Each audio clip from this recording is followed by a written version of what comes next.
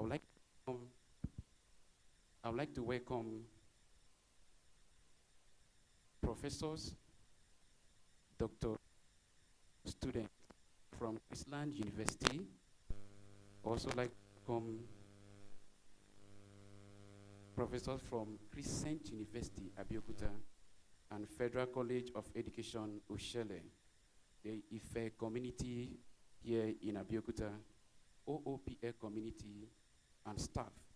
Then we'd also like to welcome UNESCO director, though in absence. We'd like to welcome him. Then our participant also online from South Africa, Rwanda, Kenya, Netherlands, UK, Greece, Europe, Australia, and USA. Would like to welcome them for this special event. And I would like to take this moment to welcome the MD, who is unavoidably absent at the moment. And at that, I would like to give the director of OOPLI, Olusegun Obasanjo Leadership Institute, Professor Daramola Adedeji, for the welcome address and introduction. Thank you very much, sir. Thank you very much. Nothing can be greater than being in a place where heritage, culture is being discussed. Until you value your culture, you have no value in existence. The MD, Mr. Vitalis Osese, is unavoidably absent because he's on another official assignment outside Lagos. But we are fully aware of the importance of this gathering. Either we like it or not, a project like this deserves a global recommendation.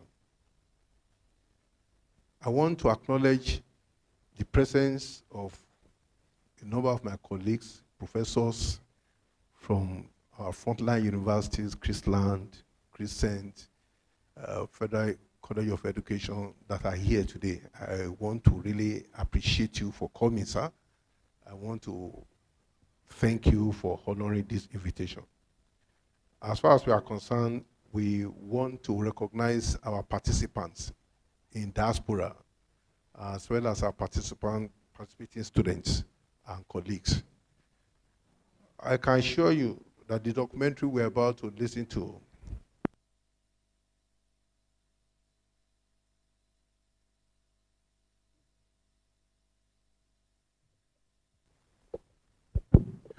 for attention.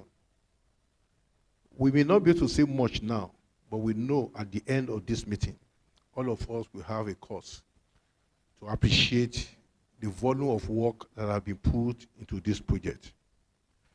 By the grace of God, our father, the Baba, former president, His Excellency former President Olusegun Obasanjo, appreciates everything that is going on. And it's just a pity that he is on another assignment. I am Adedeji Daramola, the Deputy Chief Executive Officer, Olusegun Obasanjo Leadership Institute. You are welcome. Thank you very much. Thank you very much, sir. Please, if you have the program, we are going on to item number 4, which is introducing the ORA, which is Open Restitution Africa, by Mr. Peter Jegede.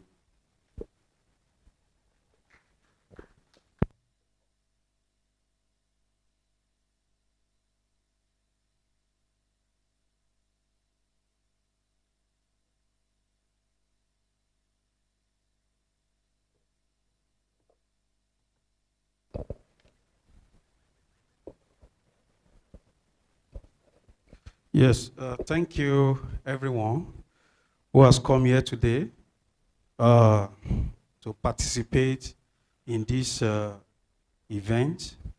My name is Peter Jegede, a cohort case study researcher, fourth cohort case study researcher with Open Restitution Africa, which is based in South Africa and Kenya. So I would like to tell us what Open Restitution Africa is all about. It's a Pan-Africa initiative working to make information about the restitution of African cultural heritage more open, accessible, and transparent.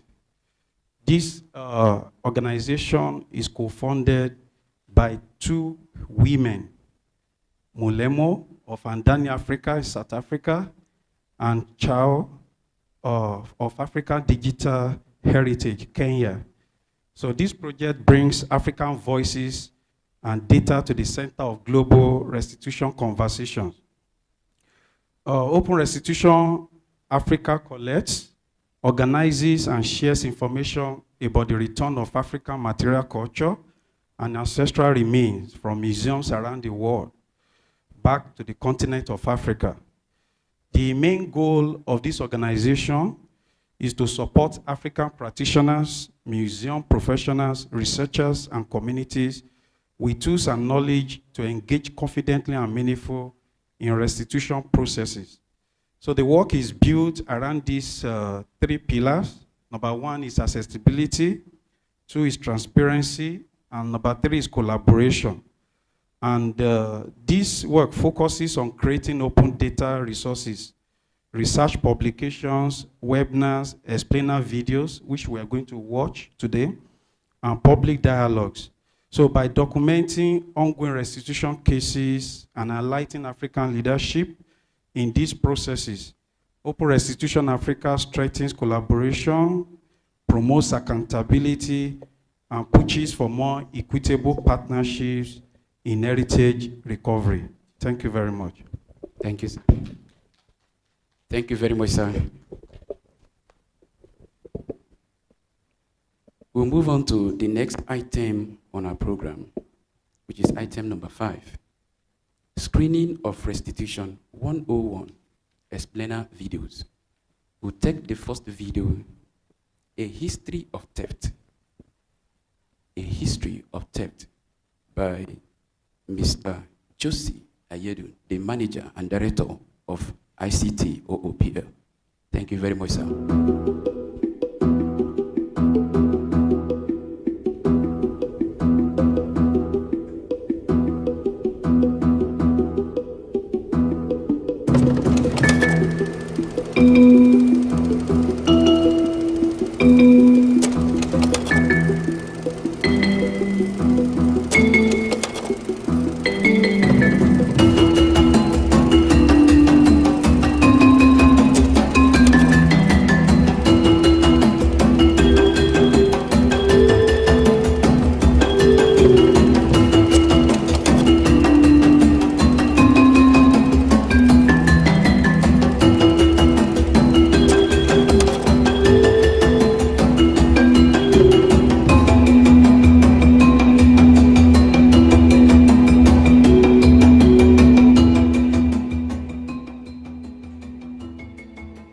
Most of us probably take for granted how vibrant, clever, and resilient we are as Africans. Thing is, resilient is literally the understatement of the century, given the astounding 500,000 objects, our art, our history, and the literal remains of our living dead and ancestors, our memory that are in museums in the West, in random people's sitting rooms, aka private collections. That number represents 90% of all Africa's objects from before the colonial period. Gone, stolen, pillaged, grabbed, harvested from our royal courts, our holy places, our homes, and burial sites. How did our things get away? Can we get them back, somehow fix this whole situation? Over a 5-part journey with me, you will understand how Africa's heritage has ended up scattered across the world. That's 1 billion people who speak 2,000 languages, give or take 1,000, and who are descended from many different kingdoms and self-organized, decentralized communities, each with their own highly developed and creative ways of being in the world. No biggie. We'll also discover together the decades of work by Africans that continues to this day to repair the situation.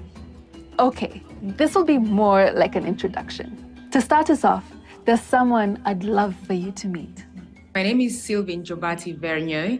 I'm from Nsok in Cameroon. Who is Ngonso and how is she connected to your people? She's been known now as the Queen Mother. That's the mother of the fawn. And because Ngonso was a woman in the Nsok tradition plays a very, very critical role. There are rituals that cannot be performed in the Nsok land without the Queen Mother. Because we have Ngonso, the real person, our historical figure, to this representation of her. The object was made in her image. And over time, it wasn't just an object that passed on history from generations to generations. This object now became a symbol also to be used for rituals. For example, at the beginning of the planting season, this object would be used, to invoke fertility of the soil. So this became a key part of, I would say, the royal collection. What happened to Njobati's people wasn't an isolated incident. There are 75,000 objects from across Africa in Germany's Humboldt Forum alone, including Ngonso. Many of these treasures belong to particular families and communities and were acquired in problematic ways. Sometimes there's not enough information about an object, which can feel very cruel. That lack of information about the objects is reflective of the violence, disorder, and sometimes plain indifference through which the items were acquired and taken to Britain, Belgium, Germany, Italy, and elsewhere in Europe and on to America. But they were certainly methodical. There were punitive expeditions, ethnographic expeditions, and missionary expeditions. Here's the deep dive. Punitive expeditions here means those events where Europeans basically created or took advantage of a diplomatic issue and sent a party of soldiers to punish an African kingdom or community. In some cases, they had already identified particular treasures or loot that they wanted to seize. Ngonso, for example, was taken during one such punitive expedition. There were many. When we talk about the provenance of Ngonso, to understand fully when she was taken and how it was taken, I must say that it's a bit difficult to trace that right now. The records in Germany at SPK states that Ngonso was brought in 1903 by Kat van Pavel. And so they claim it was a gift to Pavel because he brought it in 1903 to Germany. Yeah, but the controversy again around this gift is that that's the only object from Nsok that was brought in by Pavel. And we know how these looters were. No one would go and steal just one object. They looted collections. They looted thousands of objects. The Nsok people, of all the objects they have that can be given as a gift to somebody, took their Queen Mother, their identity and their culture, and thanked a colonial looter for being the person they don't want to see. So it's very difficult to understand that. One tragic affair occurred in Abyssinia in present-day Ethiopia. The Emperor, Tewodros II, a deeply committed Orthodox Christian, saw Britain's Queen Victoria as a fellow Christian monarch. So he wrote a letter asking her for Britain's help in dealing with his enemies, largely non-Christians, invading in almost every direction. Tewodros II gave the letter to the British consul in Ethiopia, and that's when the shenanigans started. It took 2 years for the letter to reach the crown and 3 before their lackluster response reached him at his palace in Magdala. By then, the emperor was annoyed and had imprisoned that British consul and the emissaries that followed. Determined to teach the king a lesson, Britain put together an army of 13,000 British and Indian troops, larger than any that had been seen in Africa until that point. Punitive means punishment. The year is 1868. Tewodros II's army is quickly overwhelmed, the European prisoners released unharmed. That's when we realized that securing their release wasn't the real prize. The British and the former hostages proceeded to loot Magdala's considerable treasures of their art, gold, silver, and sacred and ceremonial objects, carrying what they wanted on the backs of 15 elephants and 200 mules. On average, each elephant carried 700 kilograms, each mule 55 kilos. So we're talking about almost 22,000 kilos of treasure. Among the looters was the then acting director of the British Museum, who came precisely so he could select what he wanted. He made away with 350 manuscripts, loot. Orphaned, Tewodros II's only son and heir was shipped off to England alongside the loot and lived a short, solitary life, dying at 18. His remains are still in England, despite the repeated requests of his people. This type of military conquest is repeated over and over again across the continent. There's loot that's taken on behalf of the state. The soldiers themselves keep some objects to show off in their homes or eventually donate and sell. So that's punitive expeditions. Let's get into missionary expeditions, which had a different energy to them. You've heard it said, when the missionaries came to Africa, they had the Bible and we had the land. They said, "Let us pray." We closed our eyes, and when we opened them, we had the Bible and they had the land. It's a quote the late Archbishop Desmond Tutu of South Africa and Kenya's first president, the late Jomo Kenyatta, have referenced in their lives. The land was only the half of it. Missionaries regarded African cultural practice as backward, as evidence of our heathen, pagan culture, and were determined to replace African spiritual practice with the Christian religion and European culture. So they implemented a de-Africanization campaign with many churches urging converted Africans to destroy the material culture that marked their lives prior to conversion. Be it sculpture, tools for various rituals, or even grave markings. At the same time, missionaries were stealing and otherwise collecting these same objects and shipping them off to Europe, sometimes to show as part of their fundraising efforts for their work, sometimes to donate to museums, and sometimes to sell for personal gain. So they were telling us our stuff was too evil to exist, and then turning around and acquiring the same items, some of which is now displayed as art in Western museums.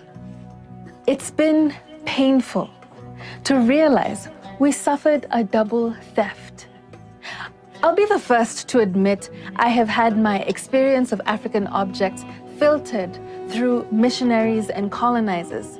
Some objects inspire fear and discomfort rather than admiration or curiosity. I'm starting to ask myself if these objects are truly scary. And if so, whether I'm supposed to be scared of them or consider myself protected by the fear they inspire in others who might wish me ill. There's a second issue here. Looking at it today, it's difficult to understand how the same object can be described as art and then as a ritual object, perhaps for spiritual practice or royal rituals. Is it one or the other, or is there a better way to think about this? I realized the colonial period is basically a crisis period of war and annexation. I wondered about post-independence crisis periods and whether these have also been an opportunity for the illegal export of material culture. So, we've talked about two modes of extraction, punitive and missionary expeditions. Colonizers also carried out ethnographic expeditions for science. Ethnography is a study and careful recording of how people live and behave. So they took objects to record what Africa was at that point. Remember, there was a competitive energy among colonial powers, like scramble for Africa energy, but in academia and museums. The ethnographic and linguistic mission of Dakar, Djibouti between 1931 and 1933 was one of the most infamous such expeditions. The project cost 1.3 million francs, raised largely from the French government, its parliamentarians, the scientific community, and private patrons. For 2 years, starting in Dakar, Senegal, the team worked their way through the vast territory we now call Mali, Burkina Faso, Benin, Niger, Nigeria, Cameroon, Central African Republic, the DRC, South Sudan, Sudan, Ethiopia, Eritrea, and Djibouti before crossing back into Marseille in 1933. 3,500 objects from the Dakar Djibouti mission are now housed at the Musée de Quai Branly, including sacred objects and Ethiopian church murals and manuscripts. Some of the Europeans knew what they were doing was problematic. Michel Leiris, who handled the mission's secretarial duties, wrote to his wife, "I have the impression that we are turning in a vicious circle. We loot Negroes under the pretense of teaching people to know and love them. That is to say, at the end of account, to train other ethnographers who will also love and loot them." We've mentioned Europeans took human remains along with objects. It's a long and painful history that haunts us to this day. Our kin denied human dignity, reduced to a curiosity for exhibition. One of the more painful stories is Zahura's, more commonly known as Sarah Bartman. Look her up. She was taken to Europe in 1810 at 21 years old, effectively as a slave. She was dead 5 years later as a direct result of the physical and sexual abuses she endured. And even then, they denied her her humanity, displaying her remains in a Paris museum until 1974. The French finally agreed to return her to South Africa for burial in 2002. Hers are not the only human remains that have been kept in European museums. Some were acquired via grave robberies. Some were kept as trophies for those Africans who dared challenge Europeans. For some, we don't know their identities, let alone how they came to be in Europe. To this day, they have the skull of Kenya's Koitalel Arap Samoei hanged for resisting Britain's railway to present-day Uganda. They have the remains of Nama and Herero warriors of present-day Namibia killed in what everyone now accepts was a genocide. They have the skull of Shona spiritual leader Nehanda Charwe Nyakasikana and other iconic heroes of the First Chimurenga War. I'm sorry. I know I haven't mentioned every ancestor's story or name. I know their descendants continue to carry the burden of ensuring they are buried properly. It's amazing to realize that while Picasso was shuttling between Barcelona and Paris, studying African art and sculpture brought to museums from the colony to eventually develop Cubism.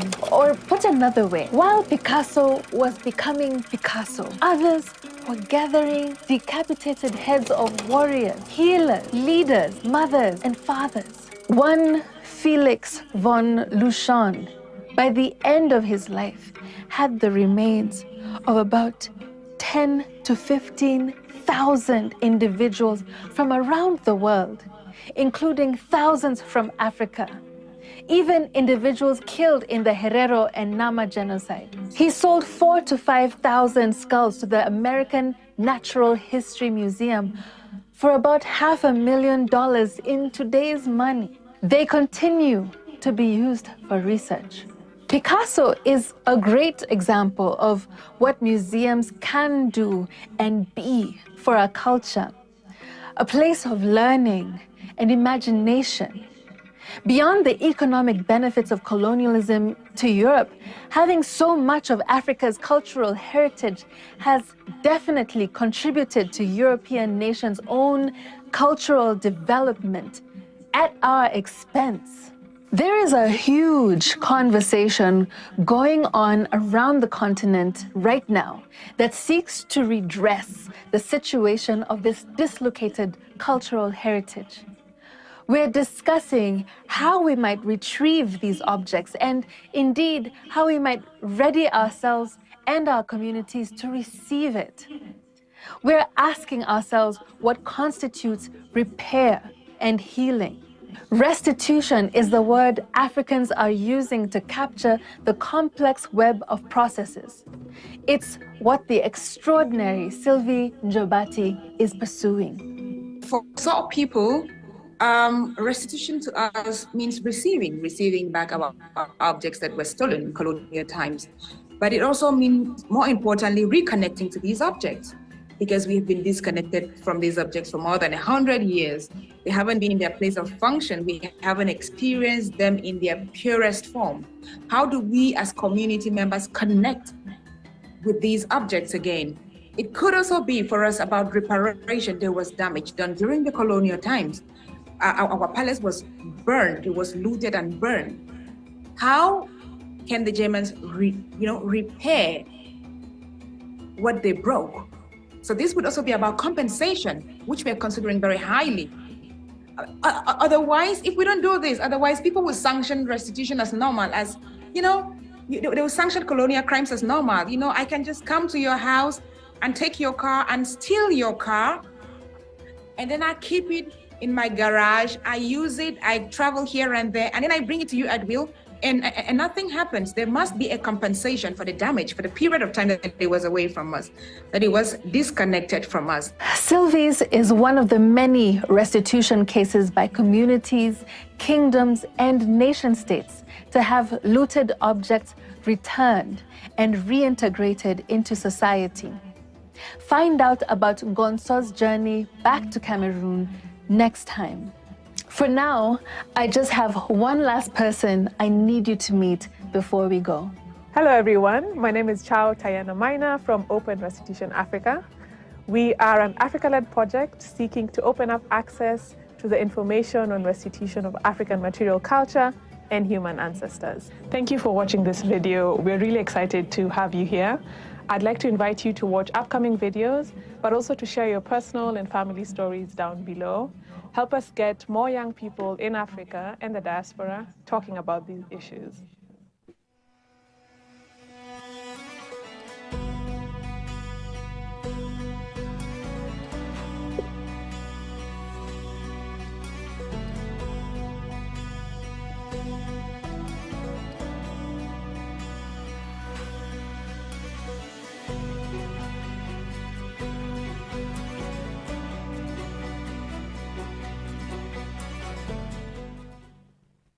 Thank you very much for that presentation.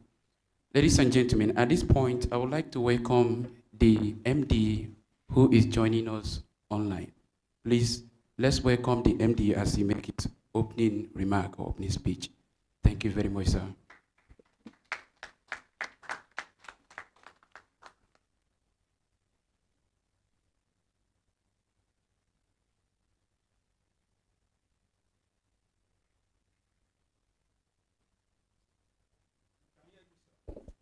Faithfully.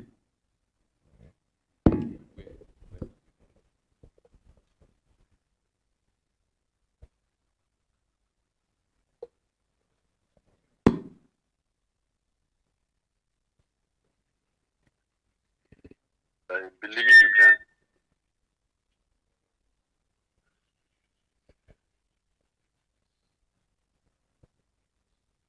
I apologize for my inability to be able to physically online on ground with you.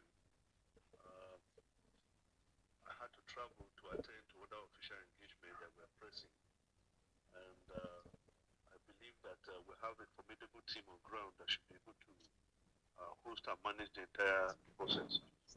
But this is to congratulate Dr. Peter Jegede for convening this very important seminar and workshop. The topic is a very interesting one. I'm a historian, so I find the topic very interesting because I think it deals with an aspect of life that we have not really given much attention to. So I'm excited that we have a great company or a good company coming from all over the world to be able to have this conversation around what the Presidential Library stands for. The Presidential Library was designed to be able to bring people together to have conversations around topics such as this one. For those of you who have not visited the library, please find time to visit the library physically, and you will see how interrelated this particular subject is to the overall theme of the Presidential Library. Let me thank everybody for making out the time. Thank my colleagues for also making sure that this happens. And then thank Professor Daramola, who is standing in on behalf of all of us at the OOPL and also at the OOLI. I'm very sure that before the end of the workshop, we will have given you more information, more brief about what we do. I want to wish all of you a great collaboration and conversation. I'm very sure that His Excellency President Obasanjo will also try to join from whichever end he is. I know he's been traveling quite a bit on the road, so they might have a little bit of network, but naturally I trust that we will still try regardless. So I want to wish you all a happy deliberation, a happy conversation, and rest assured that on our part, whatever conclusions, summaries, or recommendations we make, we will use the little influence we have to be able to put it forward to the appropriate spaces. Thank you very much as I look forward to the outcomes of this seminar. Thank you. Thank you, sir. We'll move on to the second presentation titled A History of Demand. A History of Demand.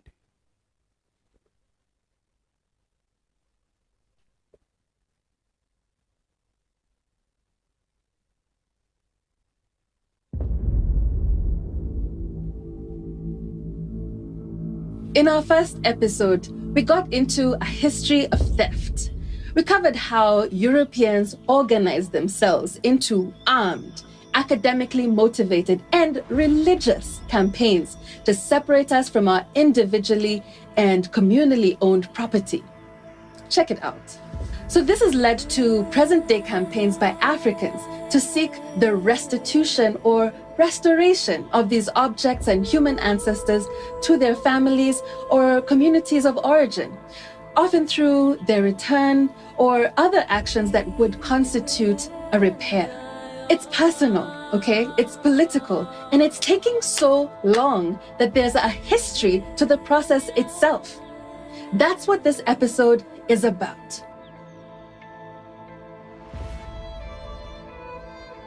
Because it might be tempting to imagine that Africans only in these last 10 years remembered that they wanted those 11 sacred tabots that represent the Ark of the Covenant of the Ethiopian Orthodox Church, that we've just remembered Gonzo, the statue of the Queen Mother of Cameroon's Nso people, not to mention the remains of our freedom fighters and the hundreds of thousands of invaluable, sacred, artful, and ordinary objects stuck in the West. And now, 100 years later, now we would like them back.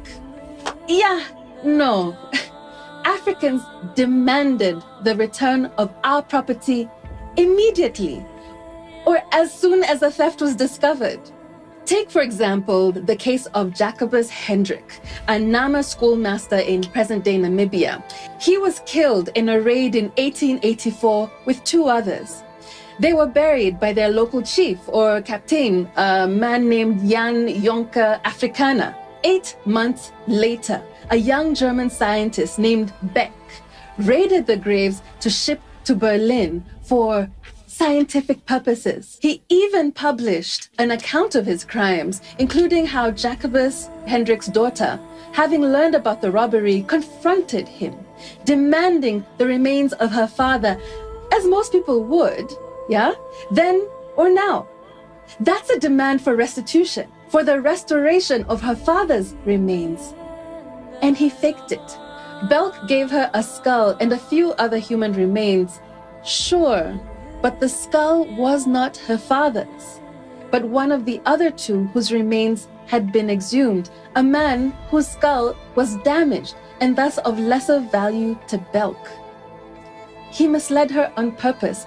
Again, this matter was published and discussed among Berlin's scientific and academic community in 1885. At no point then or since has anyone from that community felt obliged to return Jacobus Hendrik's remains. One of Hendrik's descendants, Heinz Eichab, recounted his grandmother's stories of these foreigners' desecration of the dead, how they exhumed and exported them over the water. The stories have been passed down. Generations later, he has learned the true location of his ancestor and the true account of how individuals, whole scientific, religious, state, and now legal machinery treated his ancestors. That's before we get into the fact that some of these remains were being used for eugenics research. But that's a story for another day. This by no means is a Namibian, or for that matter, an exclusively German problem. In our last episode, we shared the story of the Battle of Magdala in present-day Ethiopia, how the British burned what they couldn't sell and stole so much that they were carrying it on the backs of elephants. Yes, elephants. Johannes IV succeeded to Tewodros II, and grieving the incredible losses suffered at Magdala, wrote to Queen Victoria and the British Foreign Secretary within 8 months of his coronation in 1872, requesting the return of just 2 objects, the Kebra Nagast manuscript and an icon known as the Querata Reesu, or representation of the Christ with the crown of thorns. It's a painting so precious that the previous time it was lost in wartime, the reigning emperor literally bought it back. The British Museum only agreed to return the manuscript when they realized they had 2 copies.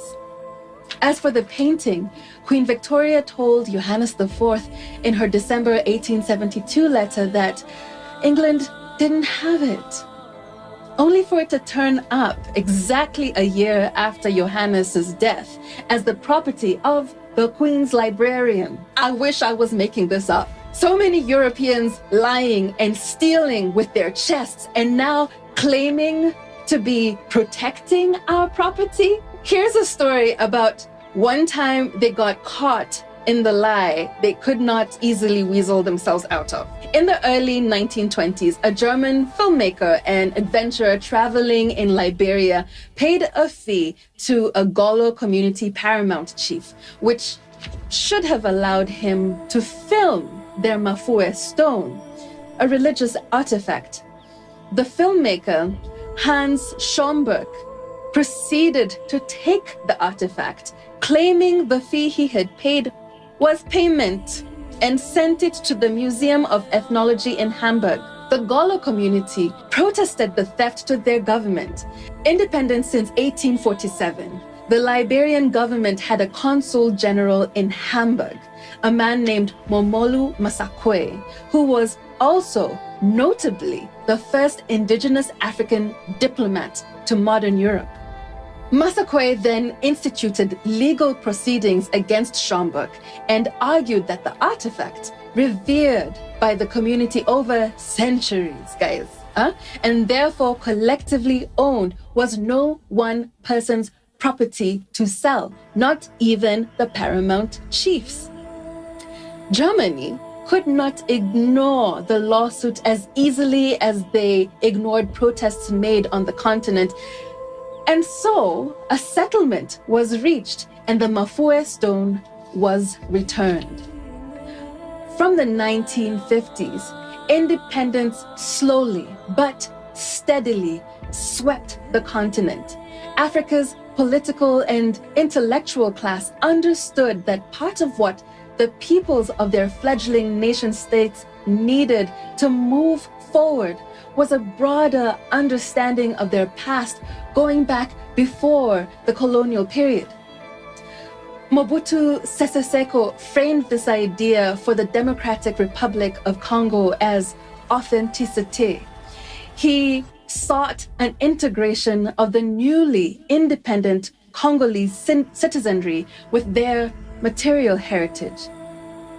It so happened that the Art of the Congo, an exhibition featuring 200 objects from the DRC's material heritage, was showing in the United States a year after Mobutu took power in 1966. The new president and emerging dictator demanded these objects from Belgium, but got nowhere. Nigeria went about things a bit differently. While they demanded objects taken from the Benin Kingdom in 1910 and 1935, after independence, they purchased a number of objects on the open market, including from the British Museum. This would have continued, but increased market prices after 1970 made the practice prohibitive. One of the big benefits of independence includes access to new legal structures and the realization of new rights. Following World War II era Nazi art looting, the international community, through the newly formed United Nations, developed the 1954 Hague Convention for the Protection of Cultural Property in the event of armed conflict. This basically said that cultural property should be protected from wartime destruction and should be maintained in its country of origin. African independence meant membership into the United Nations and its additional institutions like the United Nations Educational, Scientific, and Cultural Organization, UNESCO, and the International Council of Museums, ICOM. Nigeria had already started working to shape ICOM in ways that might lead towards restitution. But in 1973, Mobutu took the fight to the UN General Assembly and put the issue squarely on the world stage. He argued, Pendant la période coloniale, nous avons subi non seulement le colonialisme, l'esclavagisme, l'exploitation économique, mais aussi et surtout un pillage sauvage et systématique de toutes nos œuvres artistiques. C'est ainsi que les pays riches se sont appropriés nos meilleures et uniques pièces artistiques. Et nous sommes pauvres non seulement économiquement, mais aussi culturellement. C'est pourquoi je demande également que cette Assemblée générale vote une résolution demandant aux puissances riches qui possèdent des œuvres d'art des pays pauvres d'en restituer une partie afin que nous puissions enseigner à nos enfants et à nos petits-enfants l'histoire de leur pays. Zaire, as DRC was called at the time, drafted a resolution and forced a vote, And in December 1973, the restitution of works of art to countries victims of expropriation, or Resolution 3187, as it came to be known, was passed, making Africa's demands for our cultural heritage officially a global matter, even providing a platform and basis for others elsewhere, like Greece, for example, to demand the restitution of their Parthenon marbles, which, by the way, were taken from Athens in early 1800s and have sat at the British Museum since 1816. In 1974, Senegal's Amadou Matambo was elected Director General of UNESCO, and he used that platform to raise the issue of restitution wherever possible. For example, he goes on record in a 1978 speech to the UN in which he makes a plea for the return of irreplaceable cultural heritage to those who have created it. Meanwhile, Nigeria turned to loans in an attempt to access their heritage. An iconic example occurs in the lead-up to the Second World Black and African Festival of Arts and Culture, FESTAC 1977, a month-long conference and celebration which brought together 17,000 Black artists and intellectuals from across Africa and the diaspora. The young head of the Nigerian Antiquities Service, Ekpo Eyo, initially requested several pieces on temporary loan from Britain for the exhibition. He wrote letter upon letter, visited London on multiple occasions, took pains to move in firm, yet non-threatening ways, as only a Cambridge-educated young man would know how to. He held separate talks with East Germany, hoping that one side of the Cold War would come through. When it became clear that success was far off, he narrowed his request to just the mask of Queen Idia, the icon of the festival. Still nothing. Nonetheless, the image of the Queen Idia mask remained the logo of the festival and was strewn across Lagos on programs, album covers, flags, and later it found its way onto Nigeria's ₦1 note. Even in her absence, Queen Idia became the center of many public discussions about restitution in and well beyond Nigeria.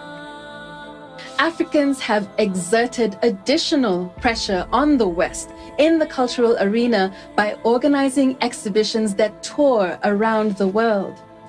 Nigeria's Treasures of Ancient Nigeria, Legacy of 2,000 Years, curated by Ekpo Eyo in 1980, made a massive political statement. For the first time, the West had to treat Nigeria as a lender and comply with Nigeria's standards of how the exhibition should be presented and experience Nigeria telling its own story. The role of our artists, especially in energizing this campaign, I think has just been phenomenal.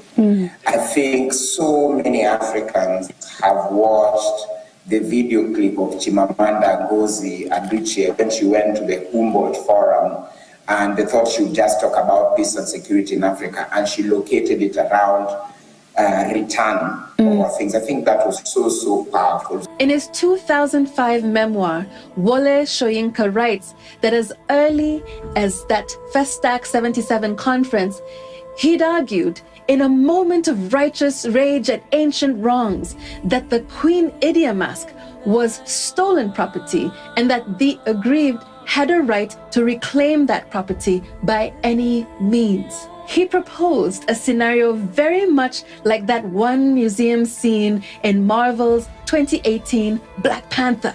Even in real life, demands for Africa's cultural objects have gotten more exciting and controversial. Africans have ditched three-piece suit conventions for less formal tactics. So when I started this hashtag Bring Back Gonzo, the idea for me was, I was tired of having conversations in the back door. I was tired of diplomatic processes of Cameroon or of some people writing to the Ministry of Arts and Culture, and then they write to Germany, and then we don't get any feedback.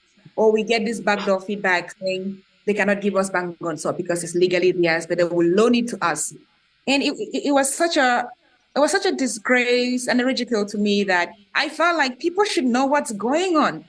How do you steal something from somebody and you tell them, okay, you give them back as a loan, and then they will use it and give it back to you?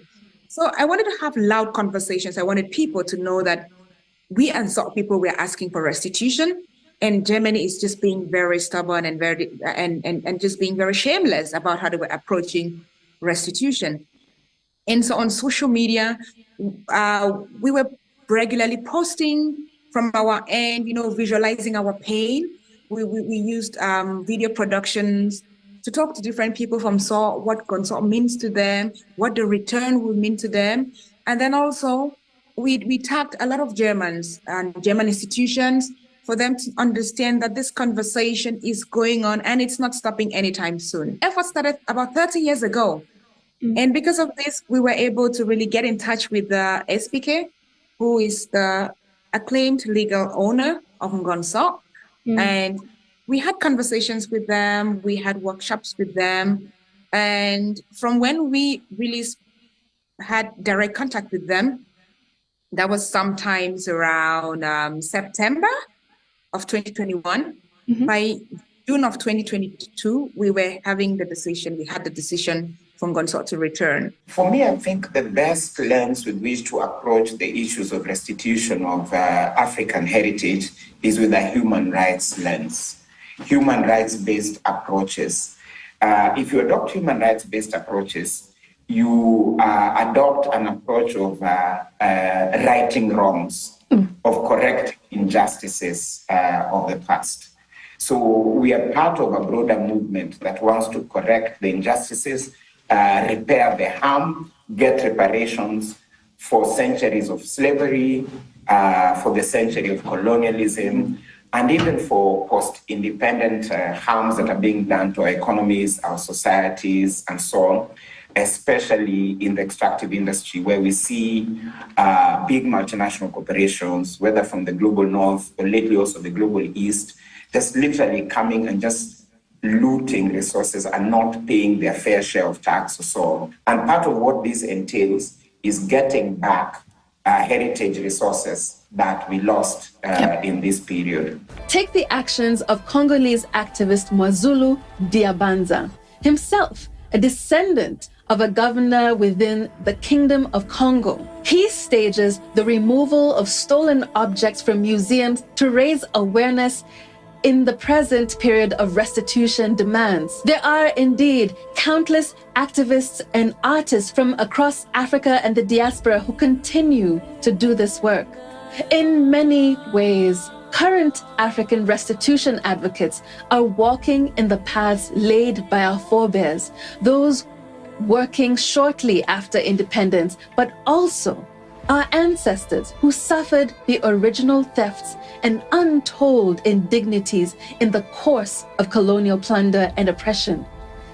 In short, Africa's demand for its history and culture is unrelenting. Why haven't these Western museums given us back our stuff? Next time, we look at a history of excuses.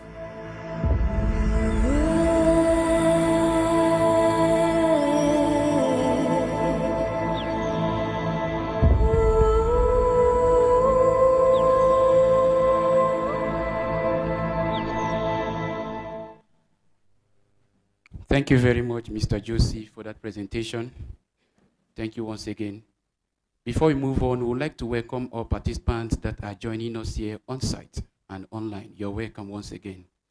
At this point, we would like to take the first comment about the video presentation from the director of OOLI, Professor Dorambola Lita.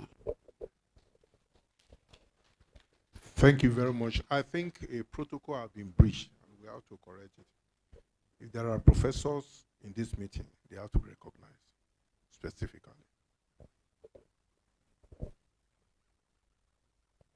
Please, if there are professors, they have to be recognized professionals. Thank you, sir. I'm Ibinka Sholare. I'm from Christian University. I'm a professor of political science and international relations.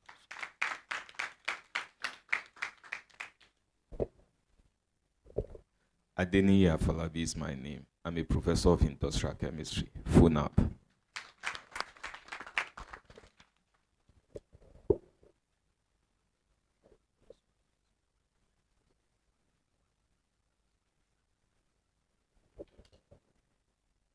Thank you.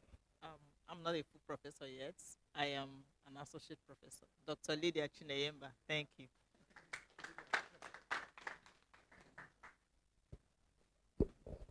My name is Ademolu Okuneye. I'm not a professor yet. Dr. Ademolu Okuneye.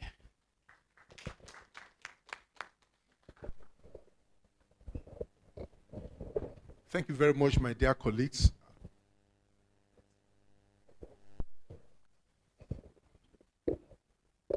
Please, I failed to mention my university, Christland University.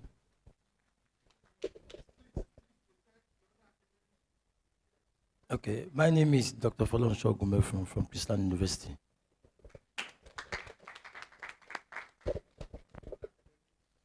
My name is Badmus Oluwatosin Ayodeji.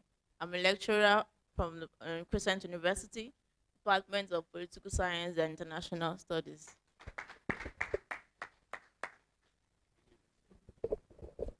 My name is Adeyola Olami Posi, doctor at Harvard College, Abeokuta.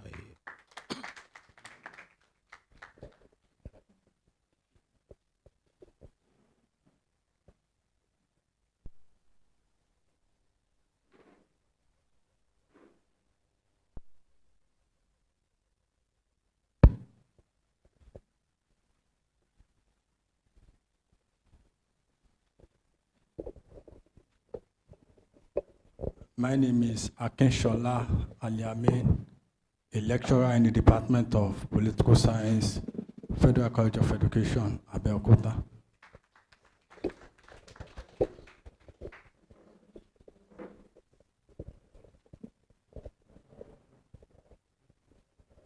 My name is Oshuntayo Folusho Peter, Head of Department Fine and Applied Arts Department, Federal College of Education, Abeokuta.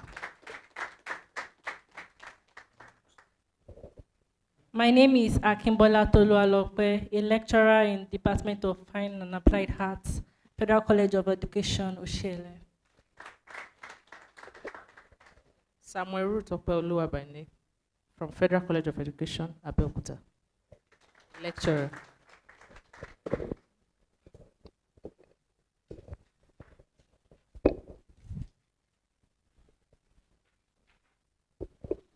My name is Yashuri Ayowole Samuel from Federal College of Education, Abeokuta, Political Science Department. Thank you.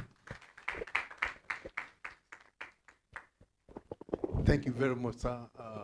Prof, thank you for giving us the opportunity to introduce ourselves.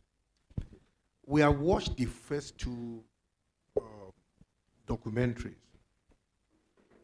The first one was talking about the history of theft. And the second documentary was talking about the history of demand for what had been stolen.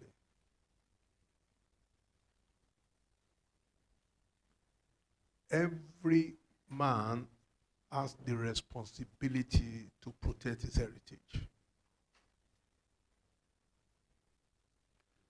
When you decided to keep quiet, where other people are leveraging and taking advantage of your culture, of your heritage, stolen from the base and being marketed and being exhibited in foreign land, and a case of theft has been established, you have the moral right to place a demand for the recovery and the restitution. We cannot ignore the fact that this is a deep study to make a demand for some of the things that have been stolen since 1816, as far back as 1816. And from the film, we saw that some of the people, in the process of getting some of these things right, lost their lives.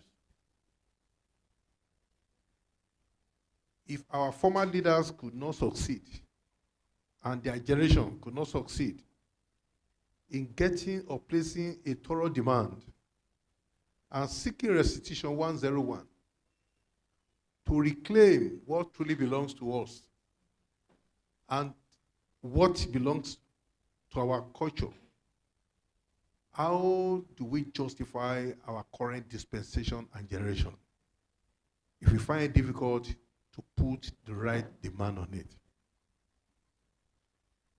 The two films have been, documentaries have been presented. We have taken time to listen to it, to them, and we want to go into what we can call a debate or discussion. Are we going to the discussion now or later? Okay, there's going to be another film after this presentation. So I want us to begin to brainstorm. If there's an established case of a theft with all the documentary evidence, do we have the right, moral justification to place a demand for the recovery, replacement, and restitution? And that is the essence of all that we have done today. Is there a need for are we justified to claim restitution, to claim them back and seek restitution? I want us to begin to look at that because it's going to be the basis of our discussion shortly after this next presentation. Thank you very much. Thank you very much, Prof, for that wonderful remark. Please, if you have the program with me, we are moving on to item number 6, a case study presentation or discussion, the repatriation of Ife cultural objects by Dr. Peter Jegede. Thank you, everyone.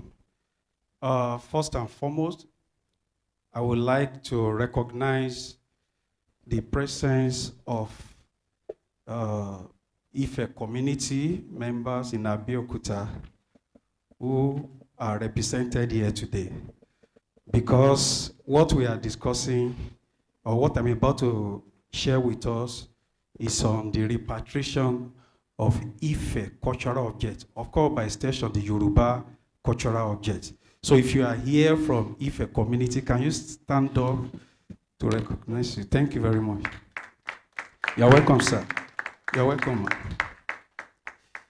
I would like to appreciate the chief promoter, President Olusegun Obasanjo, for giving us this platform to have a conversation today on heritage, justice, and restitution in Africa.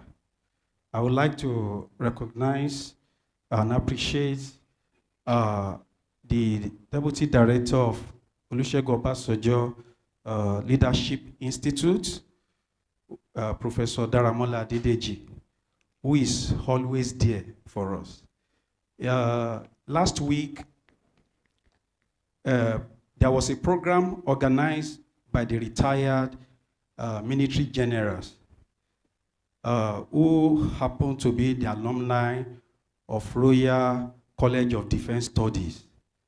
And they had their maiden lecture series here last week, and President Obasanjo was to give a speech, but he was unavoidably absent. And Professor Daramola actually represented him well. Where I'm going is that the generals made a remark that if President Obasanjo could present such a speech, and by Professor Daramola, they had nothing to add to it. So I was in that program. Thank you very much, sir. I would like to recognize my boss, my leader, who is always there, who loves things like this, is very cosmopolitan, progressive, and very articulate. Mr. Vitalis Otese, the Managing Director of Olusegun Obasanjo Presidential Library. I would also like to recognize my co-supervisor, who is here today and is representing my PhD supervisory team. My major supervisor, Professor Gbadebo, is unavoidably absent. He just returned from a trip to the US and is indisposed, but will be joining us online. So Professor Afolabi is here today. He has been my mentor. He taught me at undergraduate level at University of Ado-Ekiti, Ekiti State University. He was also my co-supervisor when I did my master's, and currently he's serving as my PhD co-supervisor. You are welcome, sir.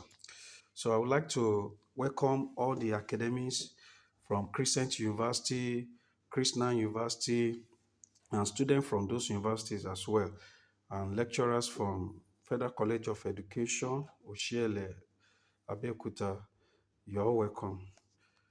Today, we'll be talking about heritage, justice, and restitution in Africa. Lessons from the Ife case study. This particular topic is very, very crucial at this time, especially in Africa. So at the heart of many institution debates in Africa lies a tension between what was lost and what can be restored. My case study at Open Restitution Africa, fourth course of case study researcher, actually examines the repatriation of three Ife cultural objects. Number one is the 600-year-old Ife terracotta head, which was repatriated from the Kingdom of Netherlands in 2020. The second one is the Ife bronze sculpture from Mexico. It was returned in 2020. And the third one is the 14th century bronze head, which was also returned from the Metropolitan Museum in New York in 2021. So to ask, what does restitution demand beyond physical return? How do communities reclaim memory? And how do institutions evolve to hold these objects responsibly? So my case study basically was centered on three research methodologies. I carried out desktop research and interviews with curators, heritage officials, and community stakeholders. The second aspect is the event chronology. So I map out an event chronology from theft to post-return handling. And I reflected on how restitution in Africa must be rooted in local meaning, justice, and sustainable practice. So this particular case study centers on Ife belongings. The question is, why Ife?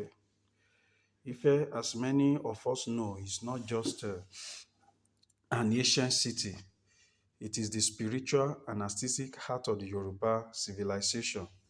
So the Ife terracotta, or the Ife, majorly is known for terracotta and bronze works. If you look at Nigerian art, you find out that Ife is one of the oldest art in Nigeria, after Nok art. So Ife is actually known for terracotta and bronze works, and these have fascinated the world for over a century. But the same fascination also led to their theft and export, many under colonial and illegal circumstances. So the story of their return actually is not just about artifacts. It It is about identity, justice, and how the people reclaim their voice in history. So this, I would like to tell us the events that led to the theft, seizure, and return of this subject, which I call event chronology. So I will begin with the Ife terracotta head. This particular object was stolen and illegally trafficked through Ghana airport in 2018. And when it was stolen and where it was stolen is not known.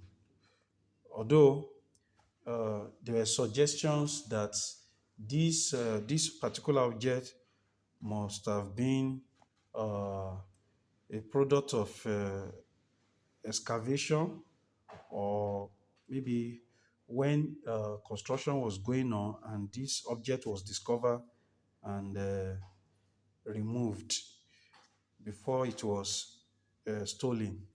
And if you look at this particular object, this Ife terracotta head is a female, a girl, or a young woman with scarification on his face, because one will imagine how did, when this object was seized, how was it traced to Nigeria?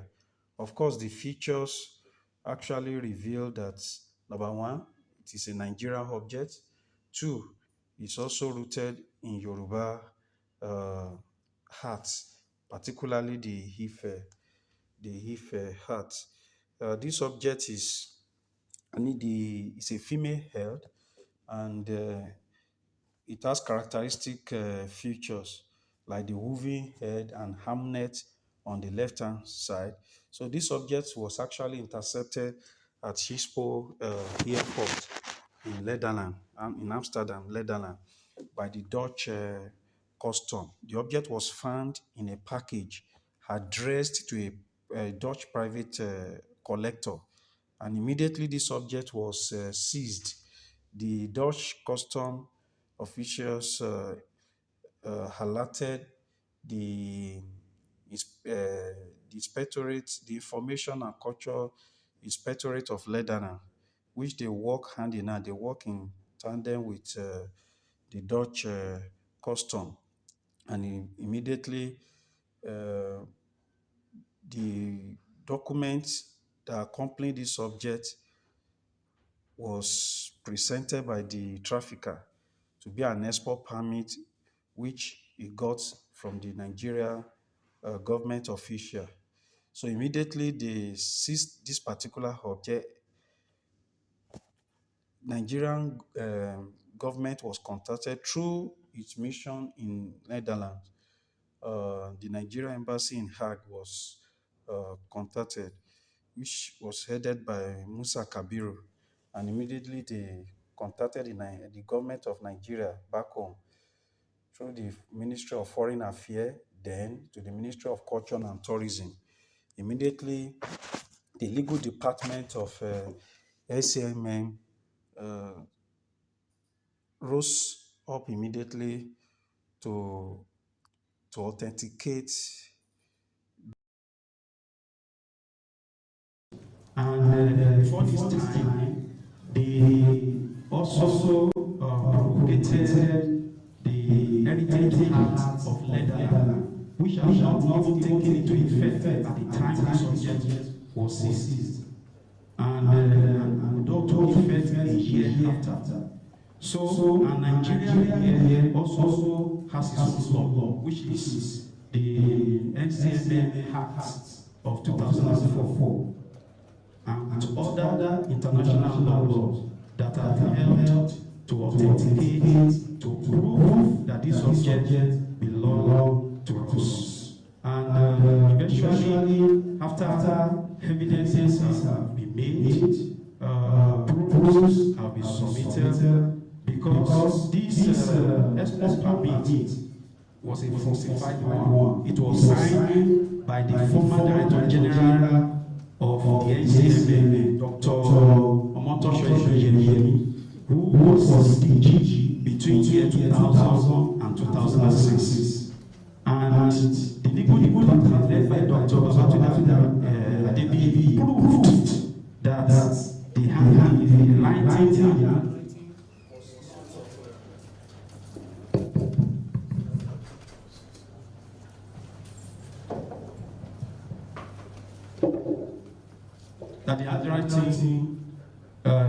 didn't align with that of Dr.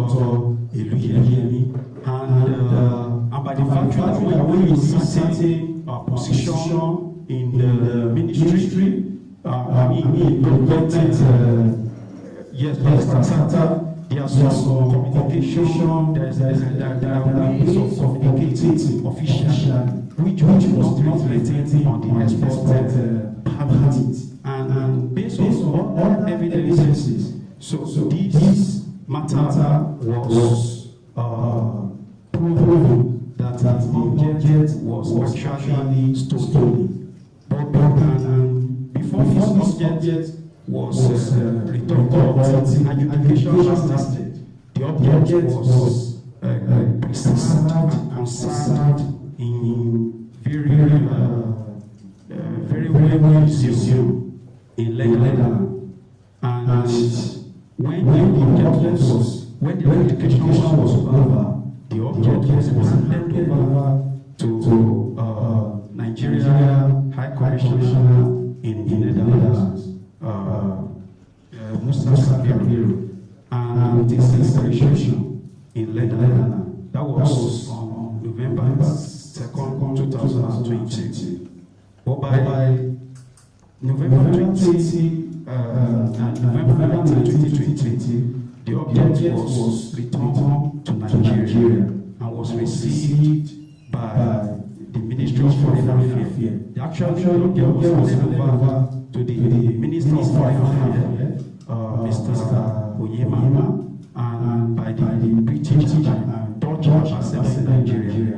And before it was handed over to the Minister of Culture and Tourism, Alhaji Mohammed, at a ceremony in Abuja. So the effort for the repatriation of the object was a joint effort between Nigeria and the Netherlands. And it was actually based on the goodwill of the Dutch government and the Foreign Affairs Ministry of Nigeria and Netherlands, the Ministry of Culture of Nigeria and Netherlands, and the legal frameworks were utilized for the repatriation of these objects. So similarly, in 2016, if a structure was sited at the airport in Mexico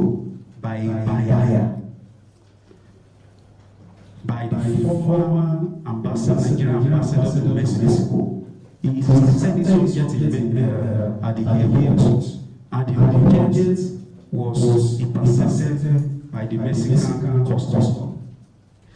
The object came through Cape Town and was addressed to this buyer in Mexico, and eventually, just as we have NCSM here and Information and Intelligence Security Netherlands, they also have the Agency of Ministry of Culture in Mexico, which is National Institute of Anthropology and History. So they work in tandem with the Mexican customs, and eventually this object was seized, and Nigerian mission in Mexico was contacted, and the authentication started, and this lasted for about 4 years.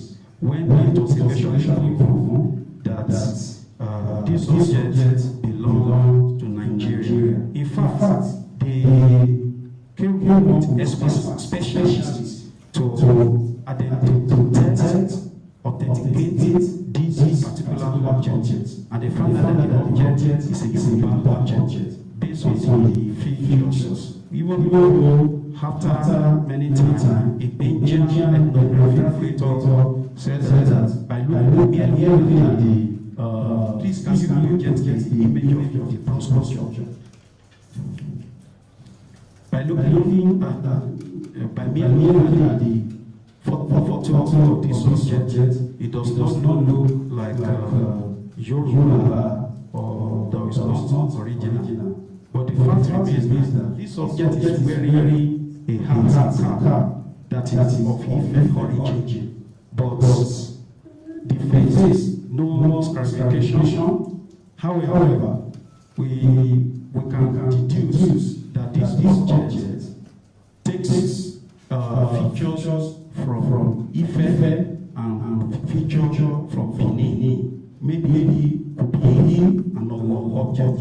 However, as of today, it is still established as an Ife bronze sculpture. So this object was returned in 2020. So Nigerian government through the SMA proved that this object belongs to Nigeria through our local law, through international law, and the local law of Mexico. Then the third object, which is Ife's head. This particular object was returned in 2021 from the Metropolitan Museum in New York, alongside two other Benin bronzes. So this also came into two other Benin bronzes, which are bronze flag of Royal Chief and Junior Benin officer.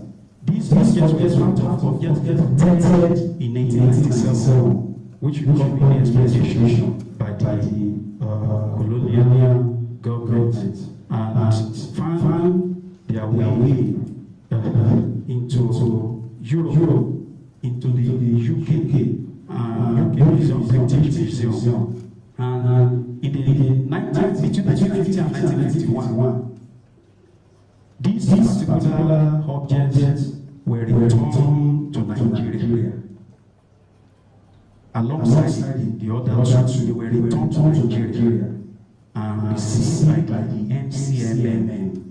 But the objects were not deaccessioned.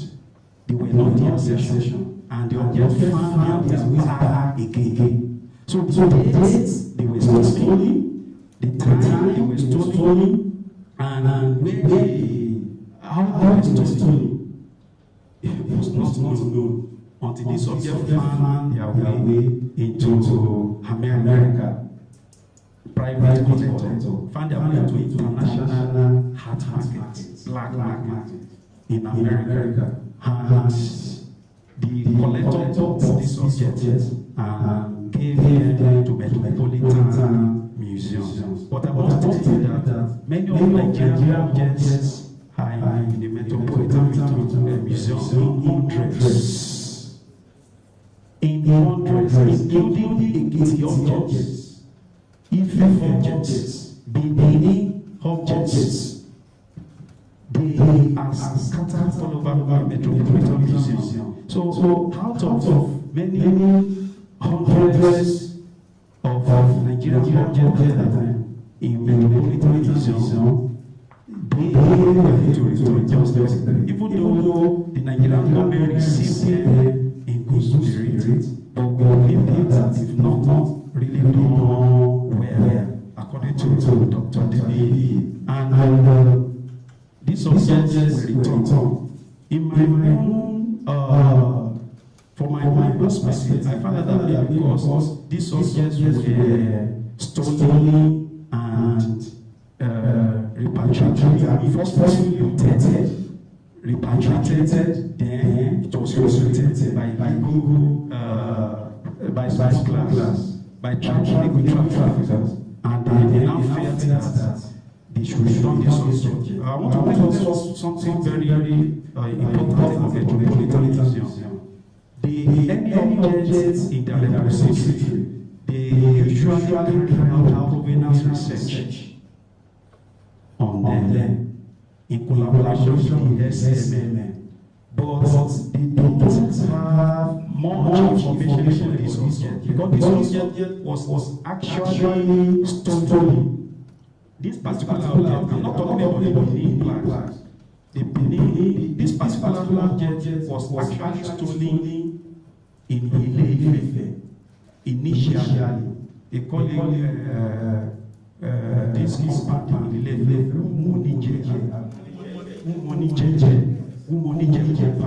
they sold this particular object initially. So because they didn't have much information about this subject, that's why they felt they should return them to Nigeria. So when these objects were returned, or whenever any object is returned to Nigeria, the object will be received eventually by the SCMM. And this object will be documented. There is what we call on-site documentation. There's what we call in-process documentation. There's documentation before the objects enter into the SCMM repository. So documentation like photography, information about the object, they will even quarantine the object. So in the course of this research, my research methodology was based on 3 methods. Number 1 was desktop research. I used publications, journal publication, newspaper publication, books publication to research into this. Then the second method was the field work, which was community engagement. So I engage with the people of Ile-Ife. Excuse me. I engage with the people of Ile-Ife, and a quite number of Ife people like Professor Adisa Ogunfolakon, who is the first indigenous professor of archaeology and the former director of Natural History Museum, Obafemi Awolowo University. I engage with him, Professor Mrs. I can't remember if I have a name here. So I engage with her, Venerable Odunlade. I engage with him. I engage with Mr. Larry Azan, who is an Ife historian. I engage with Mr. Omidiora, who is, I think, is the MD of Ife Resort and the Secretary of Ife Development Board. So, and they share their thoughts about the repatriation of these Ife cultural objects and generally about Yoruba heritage. The third one is I also have engagement with stakeholders from the SCMM.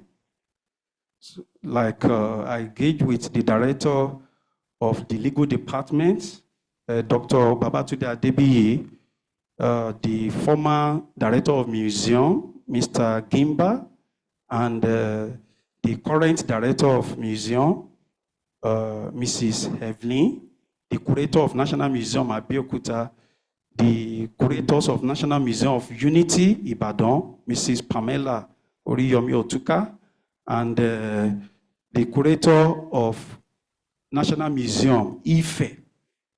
So who is the consultant of Ife objects? So I also engage with him. So from this research, these returns have raised certain questions. Where should these objects finally belong? How can communities like Ile-Ife connect to their returned heritage?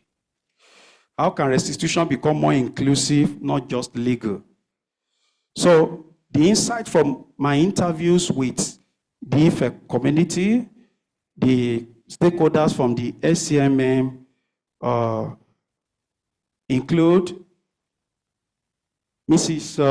Evni mentioned that restituted objects are treated with urgency and care. They complete the missing links in our collection. She also emphasized that Nigeria is preparing for future restitution, especially from the British Museum. But I doubt if the British Museum is ready to return Nigeria objects, because the objects we requested for Jorandu Center, Lagos, when we were developing the place, up till now, in fact, we wanted the object on loan.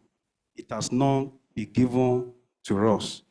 Then, Mr. Femi Oyeyipo, the curator of National Museum, Abeokuta, also talked about processes involved, the internal processes involved in repatriated objects, such as documentation, photographic recording, accessioning, that have evolved.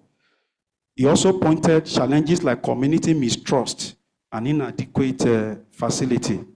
Then from the community voices, Professor Ogunfolako and Mr. Austin Pedro, who is an indigene of Ife, at the same time is staff of National Commission for Museum and Monument, is the head of research of LCMM and the head of Library and Archives, National Museum, Lagos. All of them spoke about how artifact carries spiritual and ancestral meaning. In Ife, these objects are not just aesthetic objects or decorations. They are living heritage.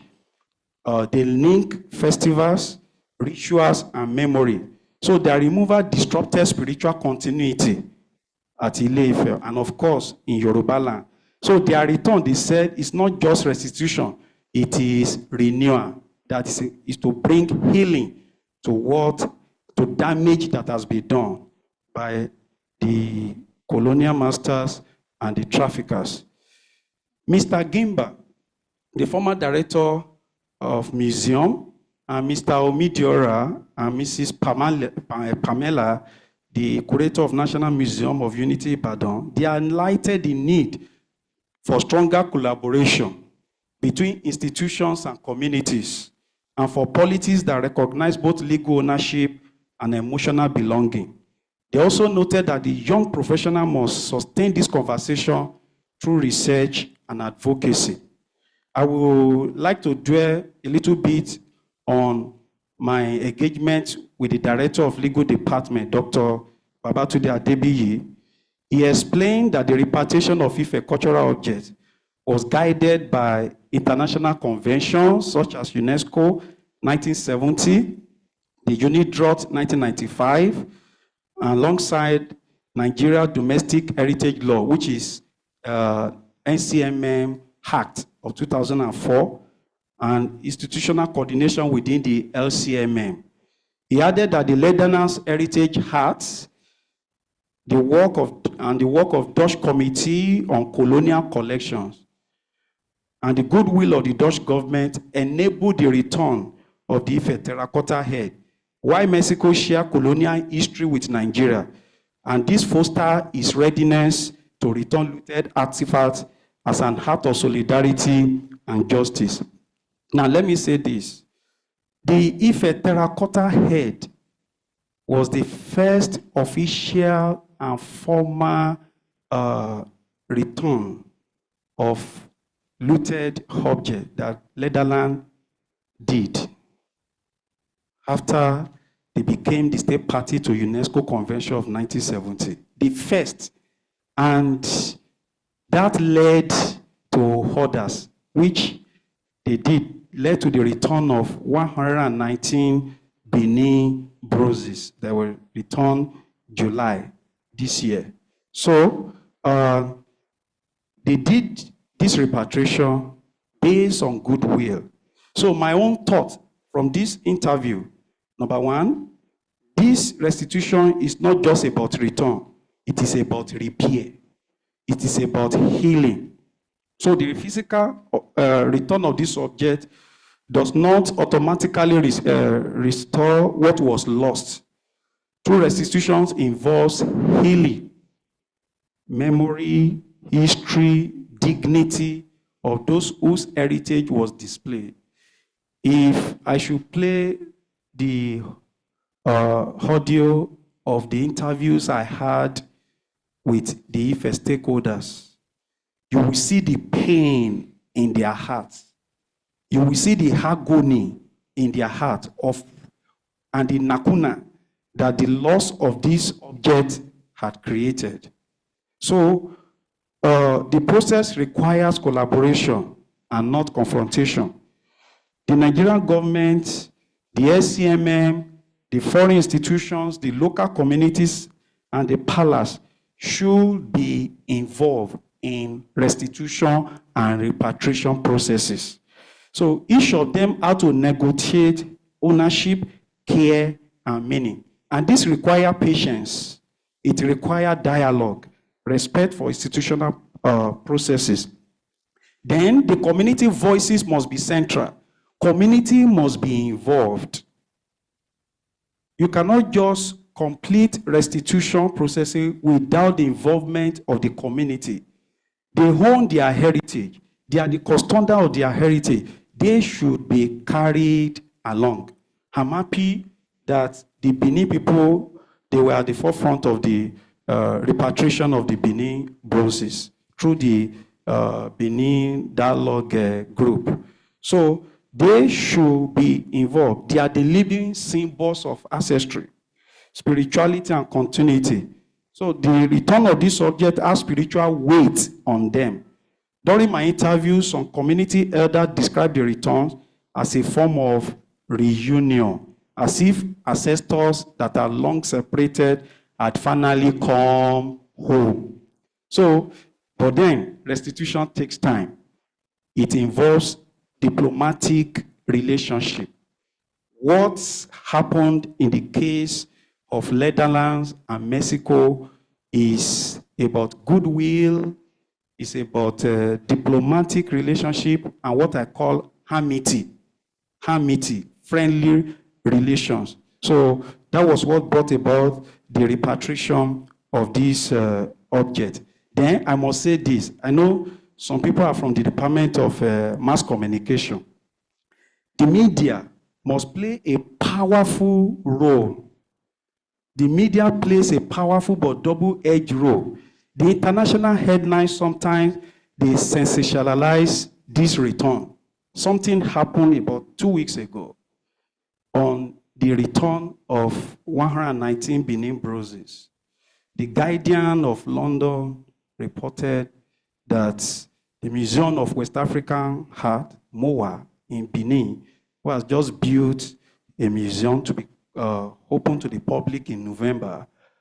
We only exhibit relics, replicas of Benin objects. I was not happy. Many people were not happy about this. Do you know the effort, the joint effort that Nigerian government, the Benin people, and the government of Netherlands made for the return of this object, and you are trying to undermine their effort? This is the work of media. In fact, when I commented, I'm still going to write my rejoinder. When I commented, I said this is purely media imperialism and sensationalism. So the media, they are actors in restitution. They should be able to tell stories that highlight progress and grow expertise among African institutions. We must be able to tell our story, not as victims of loss, but as active participants in global heritage justice. So we said we want to talk about heritage justice and lessons for Africa.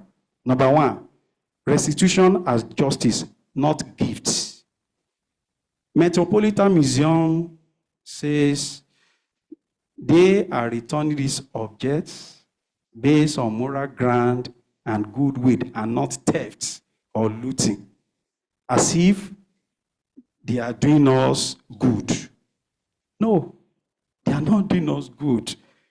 So this return must not be framed as benevolence, goodness, kindness, or benevolent gesture, but as corrective justice for historical dispossession. Justice involves restoring control, memory, and dignity. As if you see the joy, the exhilaration, the happiness on the Benin people when these objects were returned, even the Oba of Benin danced. They were happy. They received this object at ceremony, both in Lagos and in Benin. And these objects have brought what we call, or is bringing, or they are bringing healing to the people of Benin. So the Ife objects that have been repatriated and those that have not been repatriated, when they are returned, they are meant to bring healing. So the host country should know that they are not gifting us. However, it is for justice. And we watched it in the video the other time. Then, sustainability beyond return. Returning these objects is not just the beginning. Nation must invest in conservation. In fact, initially that was the fear of many of these countries, that if these objects were returned, how would Nigerian people preserve and conserve them?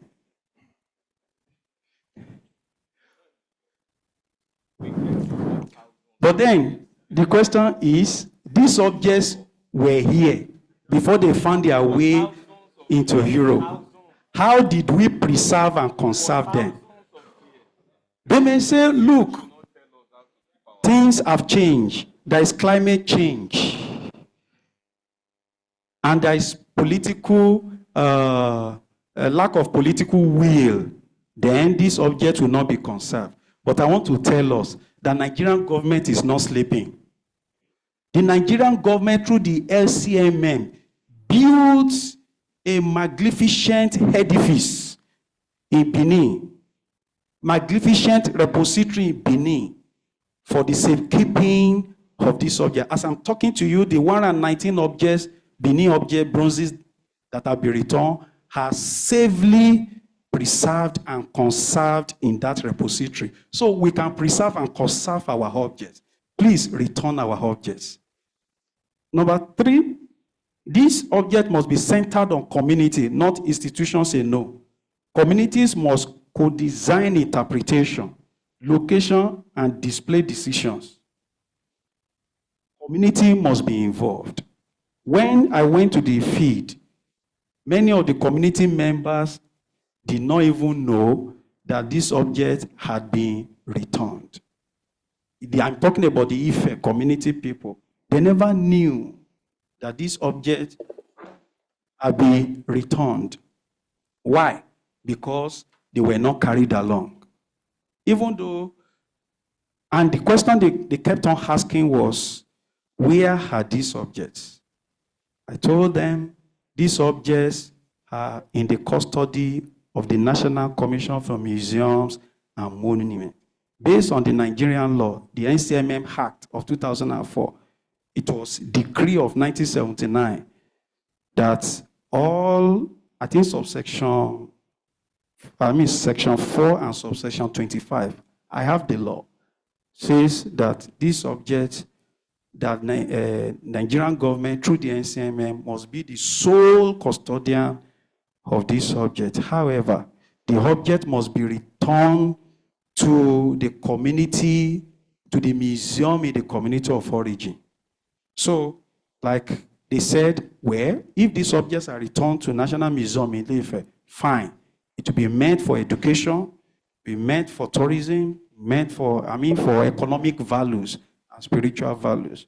So, the community must be centered, not institutions alone. Thank God we have the representative of SCMM here, from National Museum Abeokuta, and Dr. Debbie is also with us online. The object must be returned to the community of origin. Then there should be transparency and documentation as preventive tools. Public inventory, open access databases like those by Open Restitution Africa and progressive provenance research can reduce illicit trade and straighten claims before objects leave provenance. I want to tell us, many of our objects are not well documented. They are not well documented.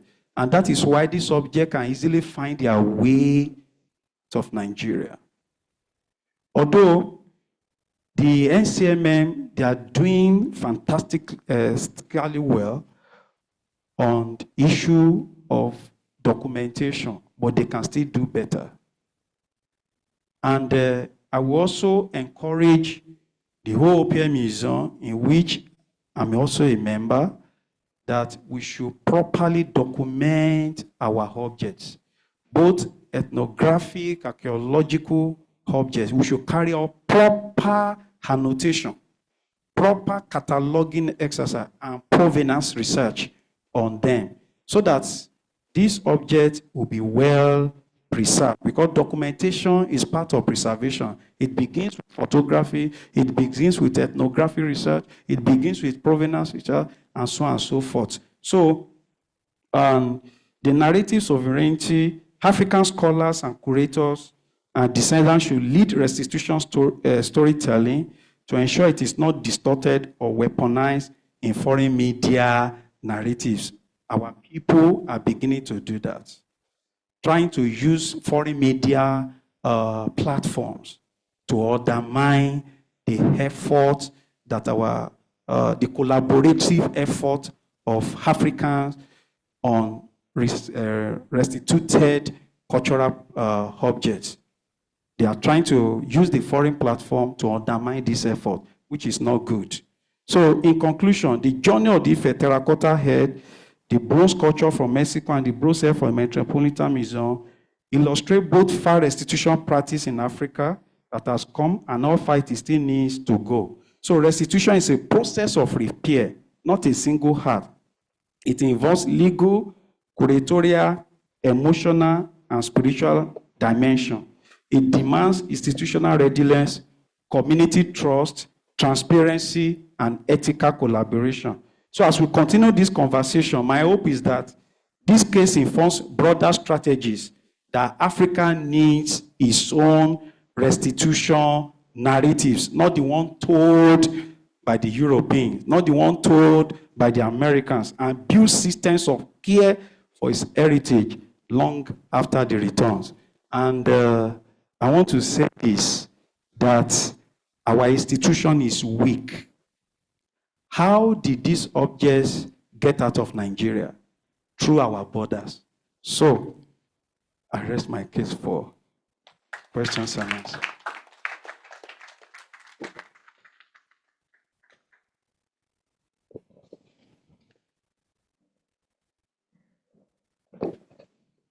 Thank you very much, sir, for that presentation. Here is the heart of this topic. We would like to have questions, contributions, or observation that will benefit the discussant and researcher. Please, if you have your question, please let us know. Okay, both those online, please indicate through the chat box so the ICT manager will let us know.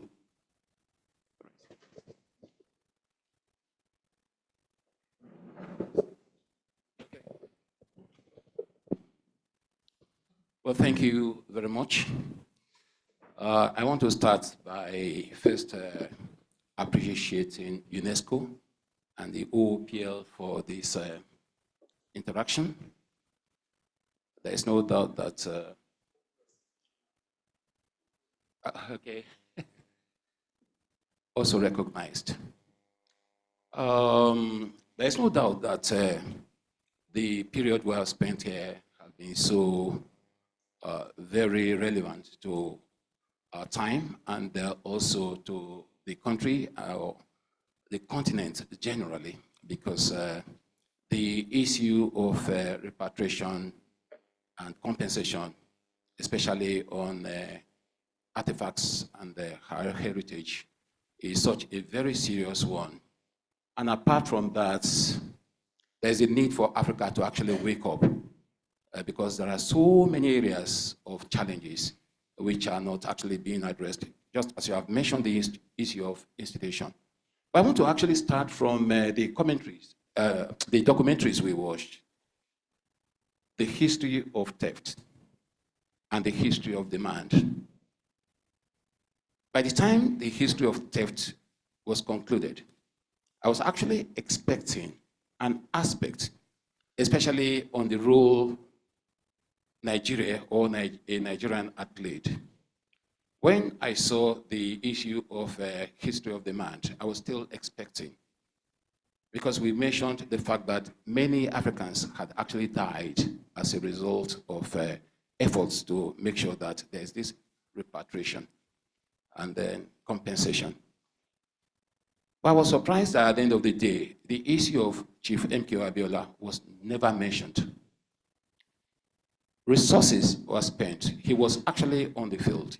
He was everywhere, and he spent a lot of money and time to make sure that repatriation was given that very good focus, and that Africa actually benefits from the experience of the destruction which the theft and those colonialist approaches had actually meted on the continent.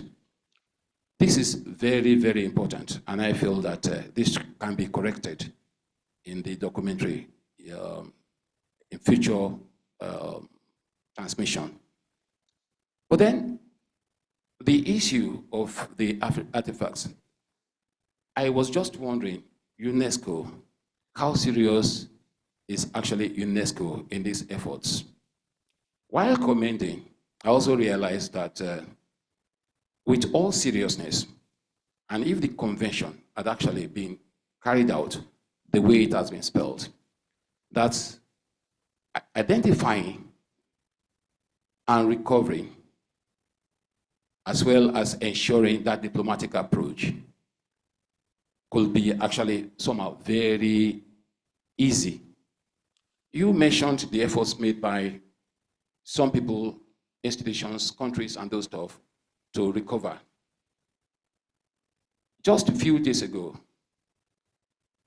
somebody very close to me was telling me that when I called him, he was actually at a museum abroad. And you could see some artifacts that were actually from Nigeria.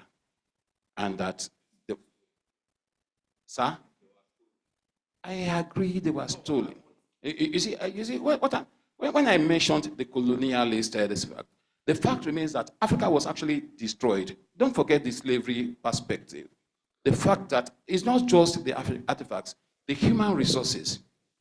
You see, we have a lot to actually argue and demand for, because the situation was that up to today, Africa is being affected by some of these robberies that were carried out in the name of slavery, in the name of colonialism, in the name of so many factors that these people actually brought into play.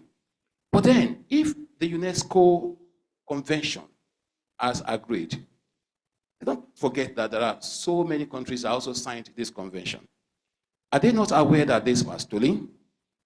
Are they saying that their possession of these artifacts were part of their benefits, or conquering Africa?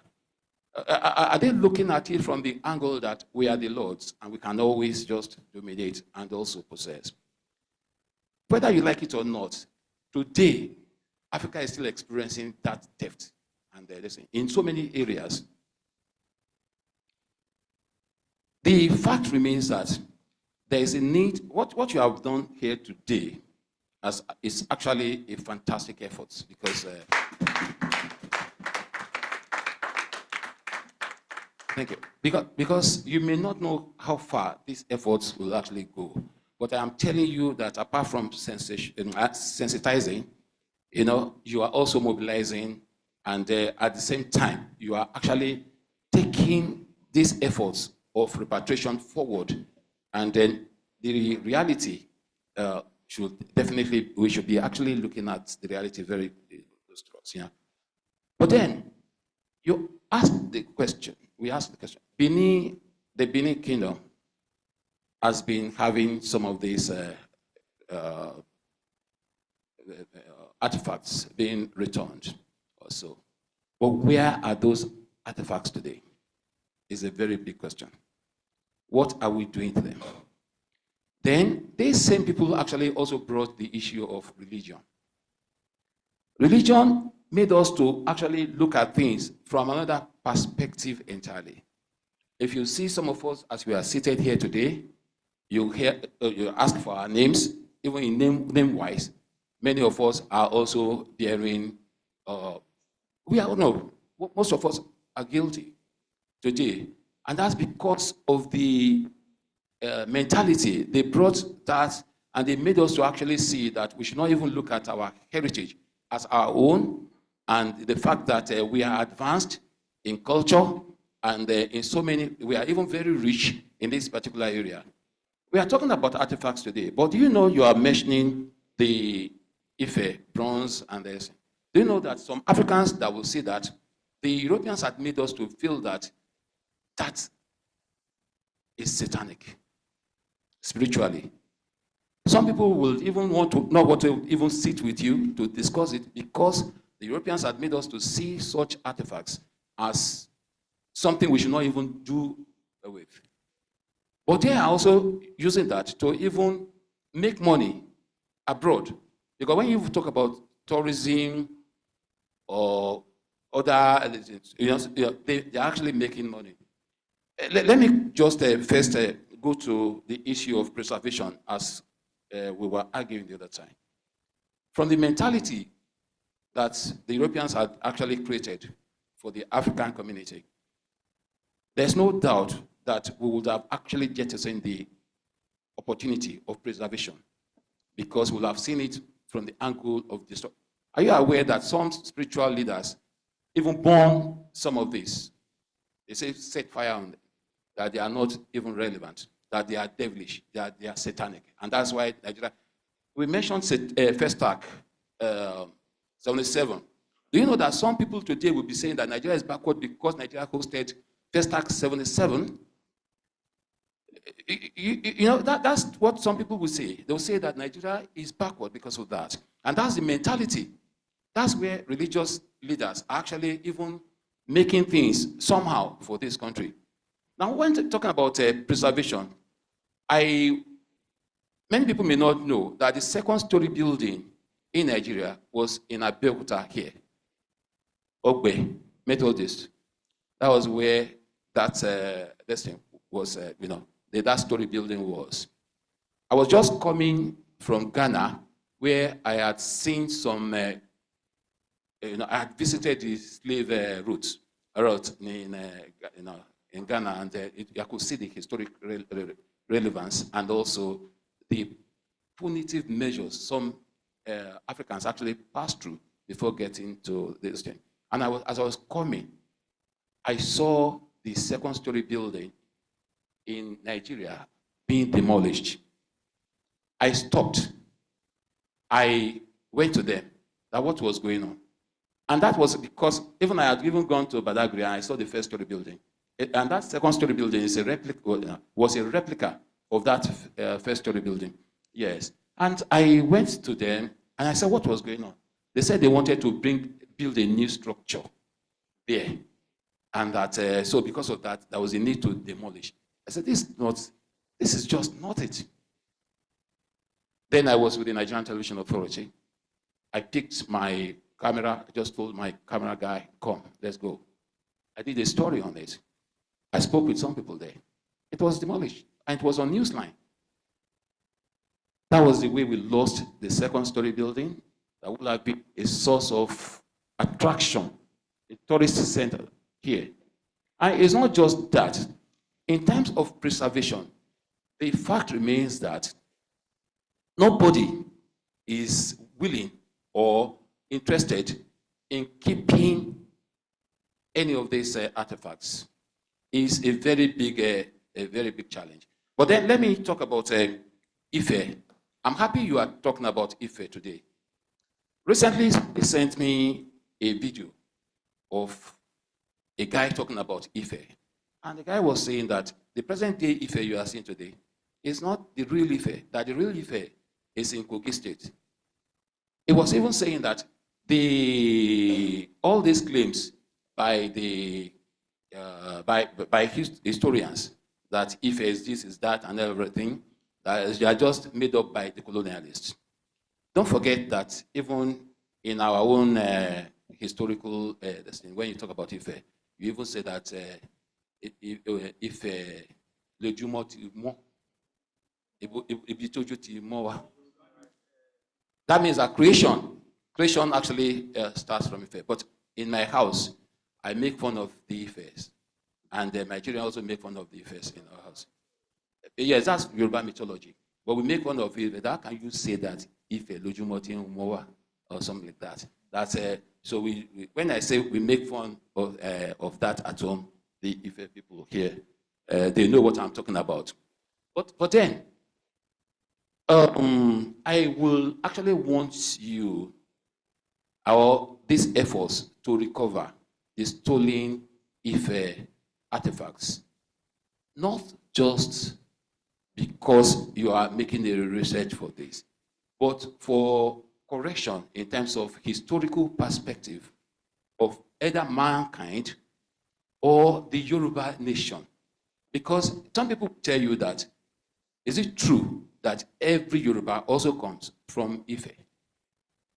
Don't forget, the Ijebu will say from Sudan. And some people will say they are from even Israel and those stuff. For us to actually correct some historical perspectives, probably if these are recovered and also with factual efforts at enumerating those factors very relevant to understanding the human race, then it will go a long way at addressing a lot of challenges. Thank you so much. Thank you very much, sir. Let me quickly respond to... Sorry, sir. Before you continue, we would like to have your name for documentation. Yes, sir. Well, my name is Ademolu Okuneye, Dr. Ademolu Okuneye. I am in the Mass Communication Department of Christland University, Abeokuta. And maybe because I mentioned mass communication now, I should also make mention of the issue of the media, which you highlighted while presenting there. One thing with the media is the fact that the facts must always be emphasized. But there is a need for that consciousness on the part of every practitioner, that you have a responsibility in terms of role, in terms of the fact that you can never see the Americans or the Europeans publishing stories, negative stories about their nations. Some people will tell you that they don't watch NTA because NTA is always like this. But I'm telling you that NTA has a responsibility. NTA wants your peace. NTA wants your development. NTA has a responsibility to project Nigeria rightly, not to destroy. So at the international level, it's not just the Nigerian journal. Maybe I should just ask, what effort has been made, apart from an interaction like this, to have the Nigerian media practitioners to sit together to look at the issues of these efforts? Because when you talk about efforts and the efforts being made by people towards achieving the repatriation so far, or the need for compensation, what effort has been made to sort of sensitize Nigerian journalists to be aware of that national or patriotic approach to issues? Many journalists will always thrive on sensationalism. And when many of them just believe that through sensationalism, they can always achieve their goals. What they are looking for is readership. What they are looking for is patronage. What they are looking for is the fact that some people want to see something different from even the facts. So when you have a media organization that is always conscious of that nationalism or patriotic perspective, they know people are not, even Nigerians are not, they don't even like it. And these days, how many people are buying newspapers? How many people are even watching the local this thing? You see DSTV, people are ready to pay. And that's because what they are seeing is quite different. But they will never know that CNN will not take negative reports, or the VOA. The VOA will not take any negative report concerning America. But these people are also looking for you to sort of expose you and also make you very irrelevant.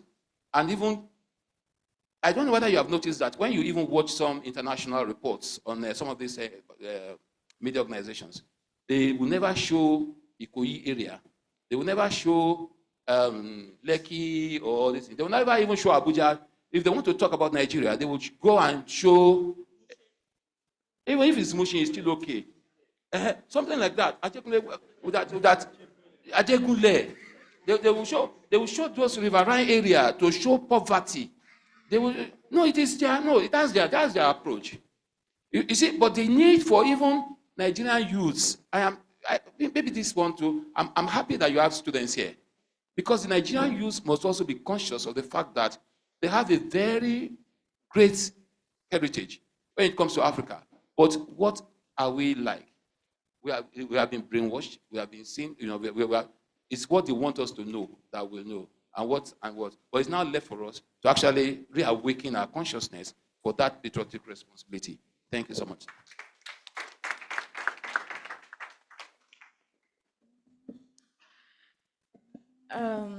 I would like to stand on the existing protocol. My name is Oluwatosin Badbos Hayodeji. I'm a lecturer from the Crescent University, Department of Political Science and International Studies. I would like to thank the team for today, the OHR, am I correct? Thank you very much. This is an excellent and educative program you have here. I really appreciate it. Thank you very much. So I would like to start from the documentary, a documentary of theft and demand. When I watched the documentary, there is a part that I did not see that I was expecting, which is the part where the contributions of the Africans themselves to the theft of this artifacts. Because I don't think it is going to be so easy to steal things from people without having an insider. So I know there are other aspects where they were actually stolen. Okay, I'm also made to believe that, according to my understanding, that let me use Yoruba, for example, the royal lineage, families from every royal lineage has artifacts in their household. The chieftain's lineage too. They do have different artifacts that represent present what they represent in the society. So what happens to these artifacts? And like you rightfully said, where you were presenting that not all were popular and not all were properly documented. So people do not really notice sometimes when they got stolen, when they got lost, except when someone comes across them in outside the country and calls the attention of the authority to some of them. I understand that there were aspects whereby these things were actually stolen. The artifacts were stolen in the name of colonialism, bringing in Christianity, missionary education. I understand. But I also want us to look at this area of the contribution of the indigenes themselves towards the looting of these artifacts. For example, you mentioned some of these artifacts being returned and still found their way back. Why? How? That means there's an insider, an indigene doing all these things. And this can only mean that the heritage that we uphold are not being understood or appreciated by everyone. I know some indigenes sold these things out to these Western regions. The Westerners have their own mission. Their purpose was to make money. They are businessmen. That's what they do. Colonialism, imperialism, it's all about capitalism. It's all about making money for themselves to enrich their economy. Yes, we might be primitive as Africans to have believed and to be fooled, but yes, this also it doesn't change the fact that we have people within us who still sells us out. Africans intentionally undermining Africa as a continent. And this is very, very sad. Now, you made a research about restitution, which is very, very interesting. I am on my undergraduate, I had a history and mathematics studies, so I understand, and I found it very interesting. But the truth is, are there any institutions put in place or any measures in form of punishment or a way to make sure that these artifacts do not find their way out? And when these legal practitioners in this in the name of NCMM, when they made that research and found out those that are involved, are they going to be punished to serve as a lesson for any other person who wants to do such in future? And again, apart from bringing in this artifact, I think we should also talk more about appreciating what we have. I can't appreciate something and sell it out to you, or throw it away, or set it on fire or burn it. I will actually keep it, I will keep it so sacred because I appreciate it. And this boils down to the aspect of letting people know who they are and where they are from. Appreciate your heritage. And start from knowing who you are. Now, what happens to history in our schools? Our secondary schools curriculum, they don't have history in their curriculum anymore. And when people do not know their past, what do they appreciate? They don't appreciate what they do, they only appreciate what they know. So the question I have here, aside the contribution I've made, is that are there any institutions or measures put in place to ensure that these retrieved artifacts are not stolen again, looted again, or find their way out of Nigeria? I understand the government are putting in place measures to preserve them when they return back to the continent or to the country. But are you sure they won't find their way out? Are you sure someone within the system will still not sell them out to make money? Because that's the aim, to make money. So what measures are being put in place? And are there any other institutions or measures to enlighten the community about the importance of their artifacts, so they don't throw it into the wind in the name of whatever it is they're trying to do, make money or trying to throw away their heritage? Then, yes, also on the issue of demand, history of demand. In situations whereby some of these artifacts were actually sold, how do you demand what was sold to someone? I bought this thing. How do you get it back from me? How easy will it be for me to decide to let go of what I bought, knowing fully well that I am aware of the importance and the reason why I bought this thing? And is there a way to separate these stolen ones from the ones that were actually looted? Are there ways you were able to separate them? Because looting, that's theft. Then there's also the aspect of those that were actually bought. Am I right? So that's my question. Thank you very much. Thank you so very much. I stand on the existing protocol. My name is Dr. Lydia Chineyemba of Christland University, Department of Criminology and Security Studies. Interestingly, I am also a student of culture. I hold my PhD in cultural anthropology, so this is very, very interesting to me. And just beyond, thank you, beyond my educational background, actually what inspired my educational background is my cultural upbringing. I am from Delta State, and we have culture. Some of my questions will align with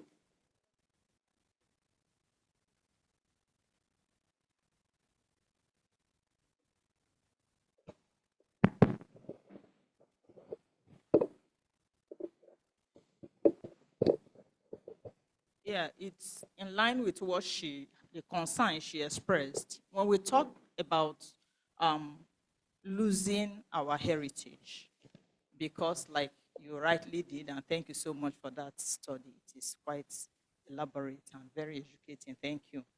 When we talk about losing our heritage, we are talking of these artifacts, but we can start from the little. I start with beads, coral beads, that for us in Edo Delta area, it has very serious significance. I grew up knowing my father has a whole lot of it. And, you know, the way he adorned it helped me to understand that there was something special about this. It wasn't just an everyday attire. He wore it when he's coming out for traditional, you know, festivities. And when he wears it, you know, they eulogize him and stuff like that. So we know the symbolism that it carries. But like she said, my father was just one of the many chiefs that had it. Growing up, I knew of a boy who sold his father's, we call it otolaka. Otolaka is like a staff. And to who? Hausa men that come by, you know, just like they ask for gold and ask for the same thing. And for a token of, you know, maybe 200 naira or something, because we do not know what it is. We do not understand what it is. My dad knew. Today, if I ask my children, if I ask my nephews, if I ask my cousins, yes, they know mommy wears it, but do they understand the importance and the cultural significance of this? So I find, you know, a lacuna in trying to pass this knowledge that we have to our younger ones. Because if we are talking of preserving them, they must understand what it is to preserve it and to, you know, give it the importance that it requires. But when they see it as one of those things, they are not going to treat it with the same, you know, you can see the pain in our hearts when we express this theft. We feel something has been taken. And it's not just that an object has been taken, but that there is, you know, the spiritual and the spiritual significance of what was taken from us. And we say it. And these things are real. I've been privileged to travel out. And one of the things I do as a cultural anthropologist, I visit, you know, museums. I visited one in Britain, and I was asking myself, why did I come here? I just wasted my money. Because, I mean, it's Africa and East Africa. And I was like, this is Calabar. I also stayed in Akwa Ibom. This one is Calabar, Ebo now. This is. So why will I come here and pay money? Do you understand? To see it. And this is Nigerian. You don't need anybody, of course, for me, I don't need anybody. Some of these things I've seen, the pictures as an anthropology student, and all of that. So why will I come to UK and pay to come and see what is ours? So you can understand the pain. You know, you feel something has been taken from you, and somebody is gaining at your expense. It could be painful. You know, so I understand why we must do something about it. Now, so there is the need for that education of the younger ones, letting them understand. And she asked a critical question: where is history in our curriculum? I remember as students, we also visited sites as part of excursion. Not just technology kind of thing, historical sites. And then they will tell us this happened, and we grew with it. But does it happen these days? And if we are crying that we are losing our artifacts and we are losing our culture, don't we think that these are part of it? We should revisit that. Now, I have also concern. I got excited when you talked about what the Dutch, what happened at the airport, Dutch airport. And the question I asked myself is, what if it was a Nigerian airport? Will this happen? Will 200 naira or 2,000 naira not settle it? Will somebody not just, corner somebody and just give a give out, and somebody will pretend like we didn't see? They know it had already left, it had crossed Ghana, it had crossed everywhere, it got to them, and they were able to track it down. Will that be said of Nigeria? So we talk about institutional weakness, we talk about corruption in our system. How are we going to handle it to ensure that when we get these things, we're able to trace it? It's a huge concern. And then what's the political will we will discuss it like we are doing, and several critical issues have been discussed by academians, researchers, just like he has done. If you know what has gone into this research now, you will understand it's quite enormous. But at the end, it ends up on the bookshelf. Even when they read, what do we do with the knowledge? What do we do with it? How far can we drive this? It's another concern. Of course, the personal gain, like she said, somebody wants to gain, including our chiefs. It's easy to sit here and talk about this artifact. Flashback, maybe again, I speak from my background, somebody from Niger Delta. We know what it is, even without the oil that is explored in our area. It's just one chief that we get settlement and we betray the whole community. People can die, youth can die, people can. Do you understand? So long as that individual is making money from it and gaining, it doesn't matter what happened to others. How are we going to checkmate some of these things in our fight for restitution and retention of what is culturally ours? So there is need for awareness, there is need for collaboration, just like he has said, there is need for education, and we must all own it. Until we all own it, it is not ours. Everybody must know that this is ours, and we have every right to preserve what is ours. It tells our history. It tells, I sit, maybe because of my cultural background, and I admire whether it is Yoruba dance, whether it's anything cultural. It gives me a sense of, I don't know how I feel about it, but my fear is that some of these things, we are losing it because we are westernizing everything. Thank you so much.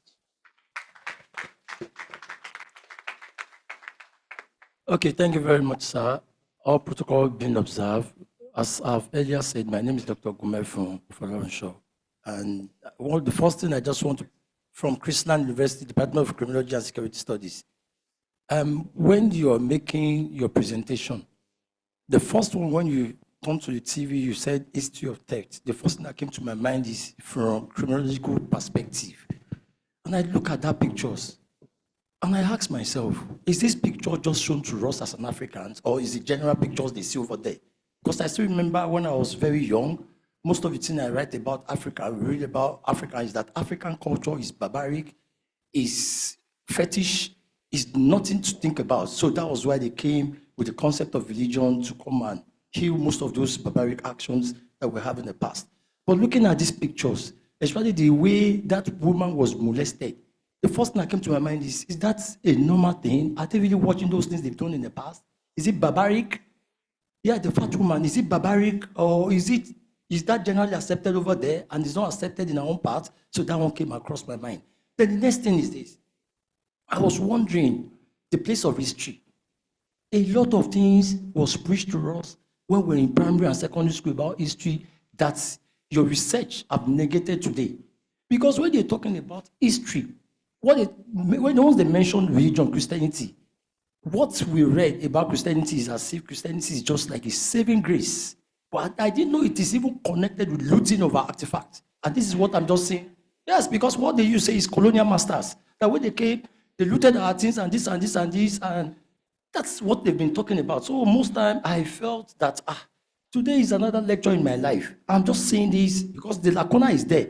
Because once they say Christianity like this, what we have, especially religion in general, what we have at the back of our mind is, they were the one that came to liberate us from all these act of non-formalization. They taught us how to read Bible, solve arithmetic, and some other things like that. So I wonder why those things were there.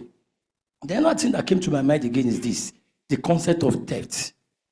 It has a very subjective meaning in criminology. If they can have such mind of coming to our place and loot our thing, and United Nations has given a verdict that those things should be returned, does that mean the United Nations did not put a time limit for them to dialogue about this thing and return all these things? Because I know if we are the one that stole their thing, if we didn't comply to that rules on time, it might lead to war. So all those things keep coming to my mind that where are we? Is it because the time has to be global south and they are global north? Is that why they keep oppressing us with their new colonization concept? Because those things are coming into my mind. And I wonder again, because this your presentation is just giving me a whole lot of ideas. I look into it. Research, development, and education, there is a big lacuna in it. All what we've been saying here, most times, those people that steal those things and sell out, or those that illegal miners are using to get those things are commoners. And we are here speaking English.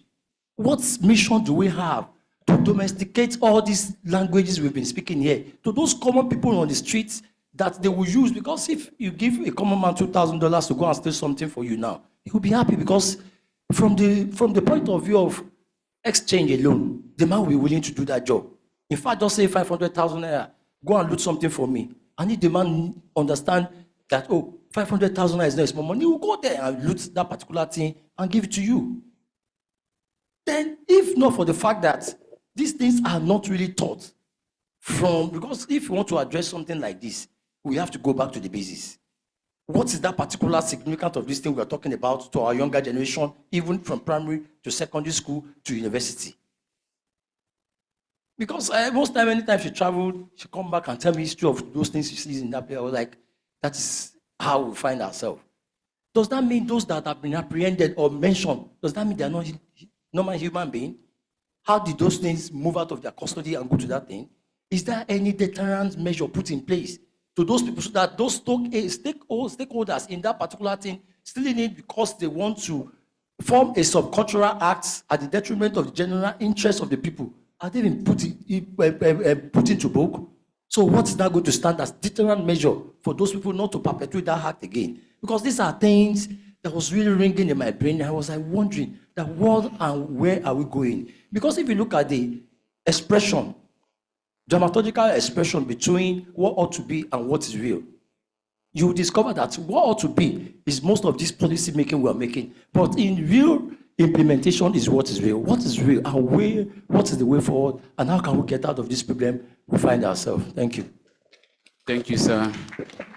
Before we move to the next discussant, before we move on, just a moment.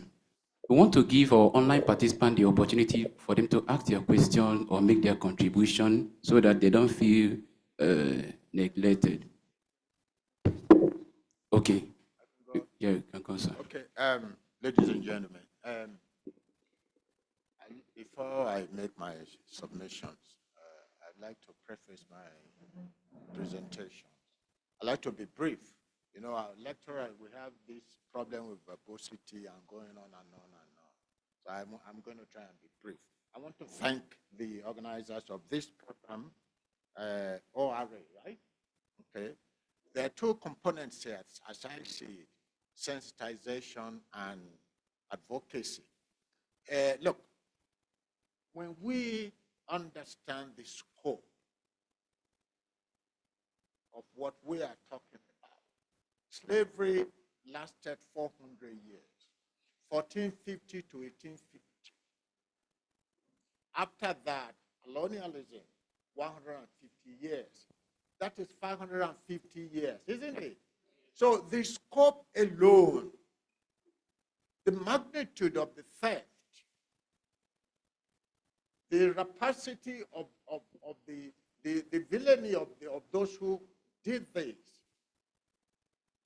We don't know anything, and I apologize, you know, because we are so badly miseducated here, because the problem, the challenge is we as Nigerians in particular, because we constitute 20%, one out of every 5 Nigerian is African is a Please, Nigerian. put the mic. And our population right now is about 250,000.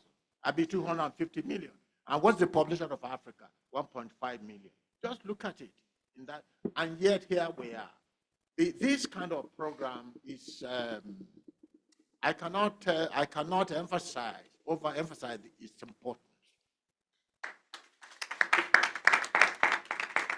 For Renaissance to teach our children the formidable challenges that face them and how in the coming years coming decades, they can get us back on track.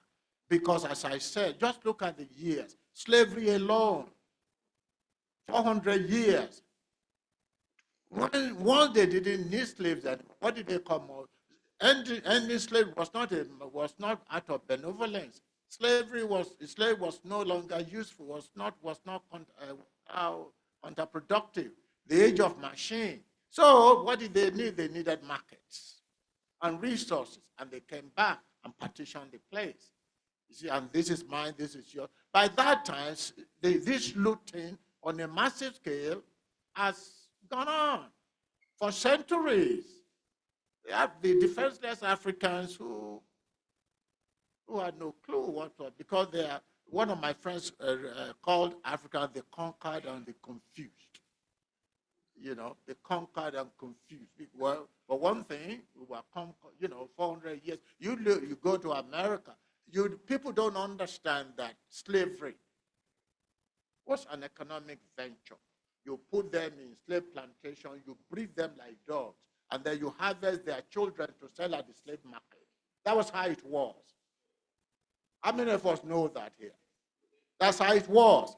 You breed them at this in the plantation. The master pick whoever he wants. All those mulattoes that you see, do you think they came from here? They came from there, and then you deny it, that these are your own children, and then they are sold. But be that as it may, we have to, as my prof said here, we have to defend our own heritage. If you don't defend your heritage, who's going to defend it for you? Nobody is going to defend. So I want to thank you once again, the organizers of this program, for this extraordinary effort. As I said, sensitization and advocacy. Now, with particular reference to me, I love this concept, de-Africanization. I'm going to operationalize it to my students when we get back. De-Africanization and the history of theft. De-Africanization and history of theft. I'm going to operationalize it to my students. With particular reference to this program, I'm teaching 2 courses, 100 level, Introduction to African Politics. I said, whoa. When I first saw it, I said, this is very good for me. Because, when you teach these young people, they think you want to talk about African independence. You should talk from 1960, or from the amalgamation, or from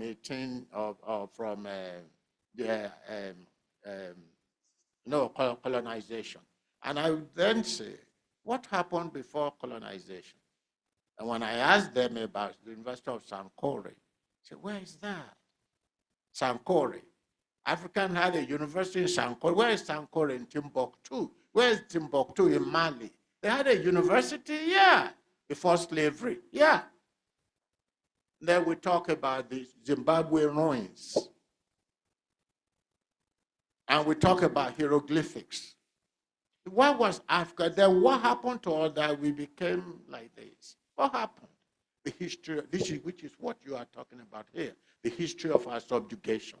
What happened? And once you subjugate people, you can loot them. You can do anything to them. And therefore, ladies and gentlemen, the worst they have done is the mental slavery. What's in our own head? If you worship, for example, see, I apologize for saying this. We say colonial master. What is the opposite of colonial master? Colonial slavery. Who is the master? Who is the slave? You? You characterize some people as your colonial master? For real? You call them your master. Mentally. So when you see them, you bow. Really? It's a big thing they have done to us mentally. When we do this, you call it, because now we shiver. Okay, now the second thing I want to, the second course that I want to refer to here, I have a course, 400 level course, Politics of International Mass Communication. The politics of it. See how we are branded as primitive, backward, impoverished, struggling, when in fact we are the richest materially. And we also accept that. But how do they do that? Agents from the French television, the French media, they spend 600 million on international broadcast to Africa. 600 million. Why? What is the, ladies, my colleagues from MASCOM, what's the purpose of MASCOM? To influence the hearts and minds of people. For you to see them as your savior. That all you have to do all your life is to run after them and to mimic, to do whatever it is they are doing, that's what is. Look at how they are afraid of China now, because Chinese people have stood up, and they know that. And they are there, and it is very hard to deal with the Chinese, and they know that. But you look at the narrative that is going on. Do you hear anybody talking about Africa? No, because we are basically ensconced within the sphere of influence of the West. Everybody accepts that. We are not industrialized. Our resources are tailored to giving them whatever they want. How are we going to get out of it when we ourselves don't know our history, what we have? So once again, I want to thank you for what you have done here. I'm very, very happy that I came here. Last thing I want to say, I hope you have some resource material for us to take back, because I need to give this to my students, as well as talking about it. I say, look, go and read this. I hope you have something for us to take back. Okay, thank you. God bless you richly. Thank you very much. Thank you, sir, for your contribution. Please, we would like to give the opportunity to... Okay, go ahead. Standing on existing protocol, my name is Keru Leila Korisula from Christian University, Abeokuta, Political Science and International Studies Department. My question is, in what way I'm a student, in what way can universities like ours participate in promoting restitution awareness among students? As you said, restitution must be promoted, like people must be aware about what restitution is. So in what ways can students promote that? Also, what are the biggest challenges African governments face after artifacts are returned, either legally, financially, or institutionally? That's my question, sir. What are the biggest challenges African governments face after artifacts are returned, either legally, financially, or institutionally? Thank you very much for your question. Okay, if there are online participants that have questions, please let them identify by raising their hand so that we give them the opportunity for them to speak. While we wait, we would like to give the opportunity to 3 participants here from IACIU for them to make their contributions, Mr. Sunday and Mr. Shedwak.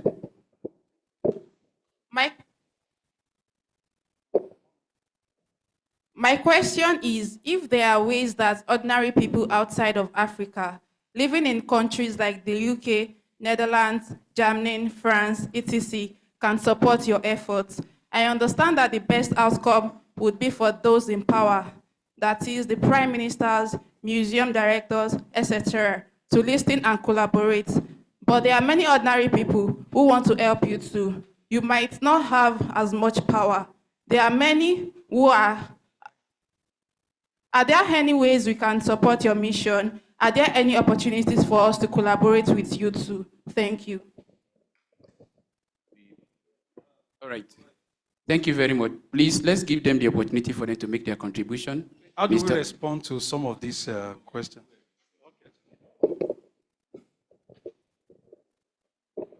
Thank you very much. Starting on existing protocol, my name is Sunday Akirotimi. I'm a representative of UNESCO ICIU. So first, I would like to start from the moral and ethical approach. You said something about the repatriation of this artifact. Is it as a gift or justice? Someone told me that no matter the grants or aid that we receive from Western nations, it will never and never replace what the things that they have taken from us. So no matter what we take from them, no matter the grants they are giving us, it will not take back, it will not give us back what they have taken from us. So giving us back what we rightfully deserve is not a gift. It's simply them doing what they ought to do. So before they put out on the screen the scene from Black Panther, I was even talking about it already in my mind, that there was a scene from Black Panther where they said, oh, this particular bronze is from Benin, and it was being put in their museum, you understand, displayed for everybody to see, like it is their property, you understand. It shows boldness, it shows arrogance, that they know this is not theirs, it does not belong to them. They even said it in the movie, a movie that will reach out millions of people, that this belongs to the Benin people in Nigeria, yet it is in their museum.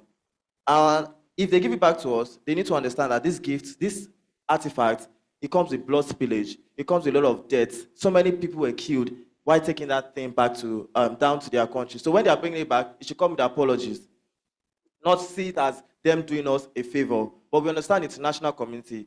Even those people that are asking for those things back, they need to be sure that they are not doing it for their own personal benefit.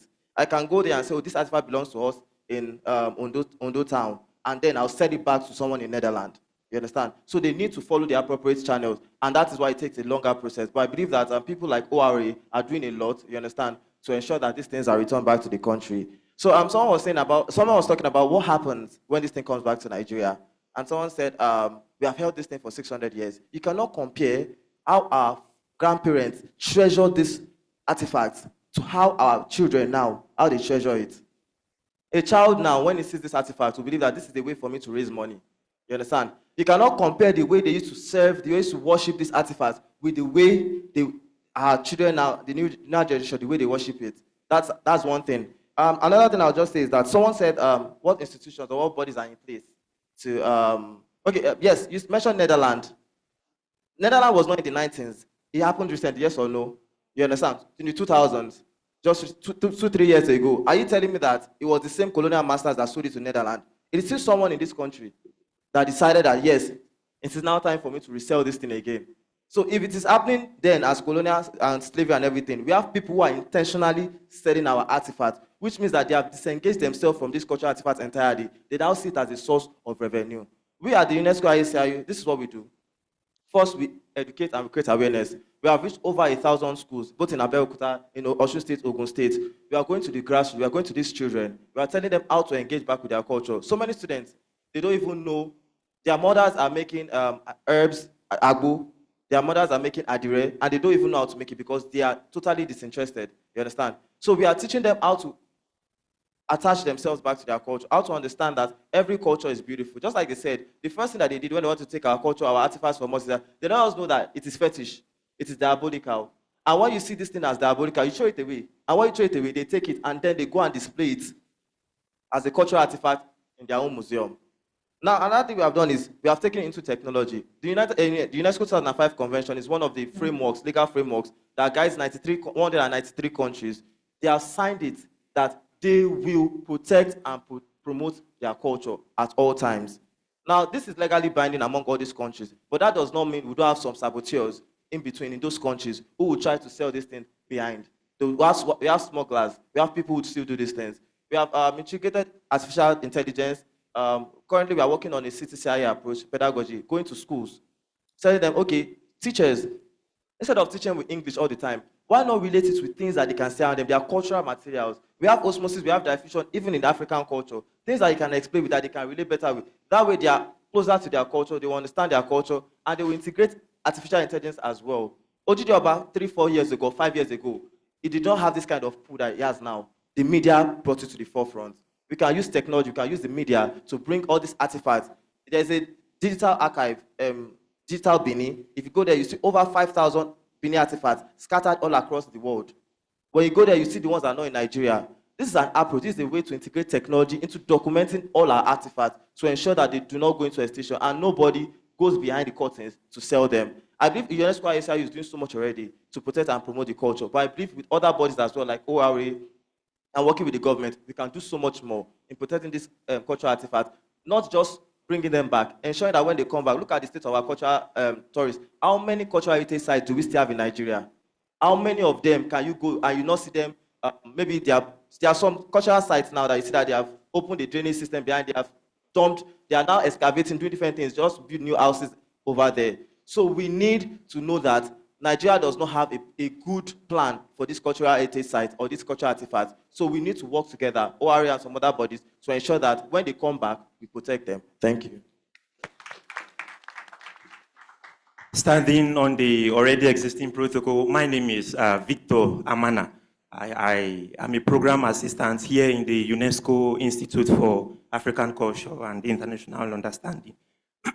To contribute to this awesome presentation, I would like to thank the professor for a very heart and mind-blowing question that he asked. He asked that, do we have the right for restitution of stolen African artifacts to Europe? Like, we Africans, do we have the right for restitutions? There is no doubt that the impact or aftermath of colonialism exists on Africans. We have stated several of these impacts, enduring impact and legacies of this act by the Europeans. I would like to boil this question down to give him response that here in the UNESCO's Institute for African Culture and International Understanding, in 1970, the UNESCO came up with a law that you cannot transport countries' artifacts from one country to the other. Now, that law that was enacted or established at 1970 is retroactive. That is, whatever had happened in the past, it do not bind in the present. However, our institute, that is the Institute for African Culture and International Understanding, standing on the 2003 UNESCO's Convention for Preservation of Intangible Cultural Activities, are intangible in the sense of your oral traditions, your oriki, to avoid distortions and total elimination. And we also have the 2005, that is the tangible cultural heritage sites, those that we can see. And I would also like to add that we're also working on a cultural, contextual pedagogy, that is a teaching approach that binds, that is the use of AI, that, in teaching, you don't just talk about AI, talk about whatever it is you want to render, but there is a chipping of culture in every aspect of life. And back to the question again, do we have the right for restitution of our items? We do have the right, but there are challenges that we are going to face. You see, this, act of looting, stealing was carried out prior to 1970, where UNESCO intervened that, look, no artifact should move from country A to country B. That was why the Ife artifact was tracked Netherlands, Ghana, Nigeria, and back.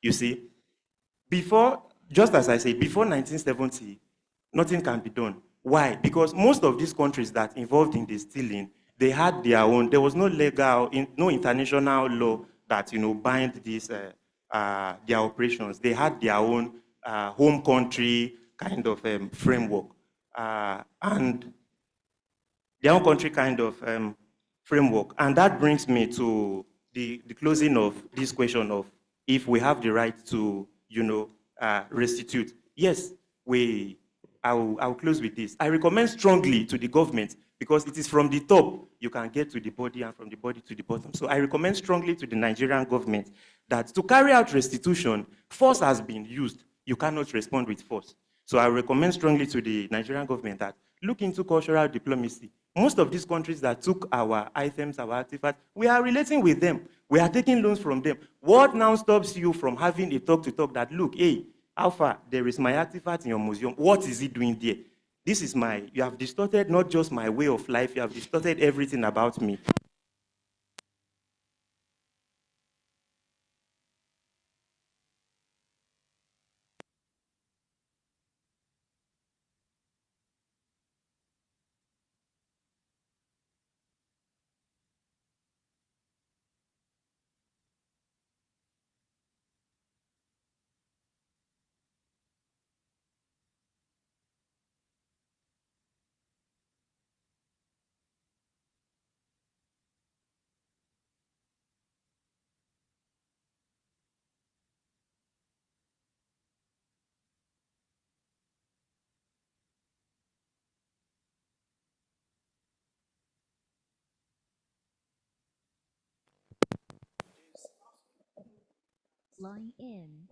that the white man will write what will glorify Africa.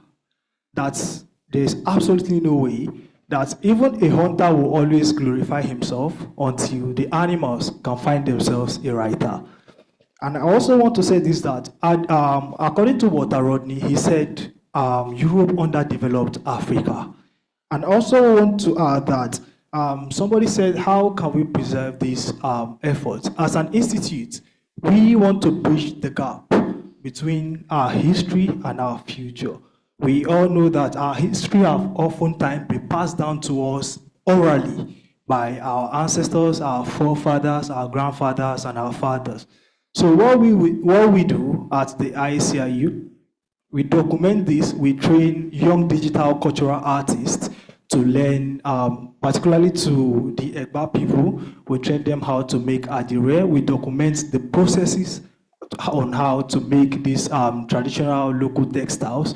And we also look at festivals and tourism. If you ask our young people these days that, where do you want to spend your holiday? Some people will tell you Maldives. Why not Olumo Rock? Why not in Yankari Game Reserve? Why not at Okbudukachu Ranch? So we are trying to build the gap between the past, the present, and the future. And importantly, we have harnessed the digital environment to use our data environment, because AI is here to stay. We want to see how we can harness this power to bring protective devices to our culture. Now, I also want to add that among the UNESCO 2005 Convention, we are just talking about an aspect of what is being taken from us. We all know that colonialism came not to do anything. There's absolutely no justification whatever for colonialism. They came solely to take our raw materials, the underdeveloped us took our economic resources, took the young people that were to build Africa's resources. And we have so many Pan-Africanists. Even Professor Pierre Lumumba has always said that we must unite, just like Kwame Nkrumah said over and over again, that Africa must unite in order to develop. The UNESCO 2005 Convention talked about the protection and promotion of the diversity of cultural expressions. And our cultural heritage must be protected. Not only our artifacts have been taken from us. What of our lingua franca? We have francophone countries, we have lusophone countries, we have anglophone countries. And we are hell-bent as an institute to bridge this divide, to let us know that even our languages are an important aspect of our cultural heritage. So I stand here to say that one of the efforts of UNESCO ICIU is to bridge the gap, the divide between the future, merge it with the past, merge it with the future, and have better development for for the not too distant future. Thank you. Thank you very much for that contribution.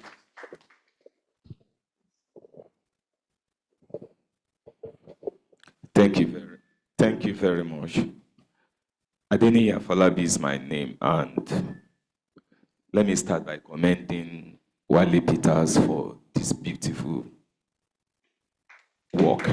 I'm highly impressed, and I want to use this opportunity. I hope the two ladies are listening. They are doing what I hope to do when I have the money. I'm very happy about that. For now, my salary cannot take me home yet. Now, and I'm happy Prof hit the nail on the head when he was speaking. We focus too much on the emotional aspect. We should be realistic. Whoever enslaved your forefather will never wish you to be strong. It will never happen. So let's stop deceiving ourselves. Now, how did they do it? And that's what we should look at. The number one thing that helped them is religion. Now, Prof, when you were teaching the students about African slavery, which is a precursor, please, sir, the 500 years didn't just happen. You should move it back a bit. Before the Europeans came, the Arabs were the first. They weakened the system. In fact, it is a platform they use of bringing their religion and their slavery. Their own is even worse. They destroy entire things. The black slave they took to the Arabian land. And you know we are prolific when it comes to giving back. What did they do? They castrate all the men. That's why they do not have as much black in Arabian world today.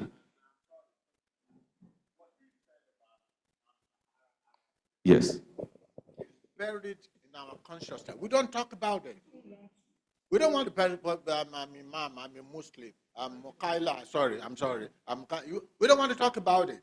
The Arab slave trade that lasted much longer than the transatlantic slave trade.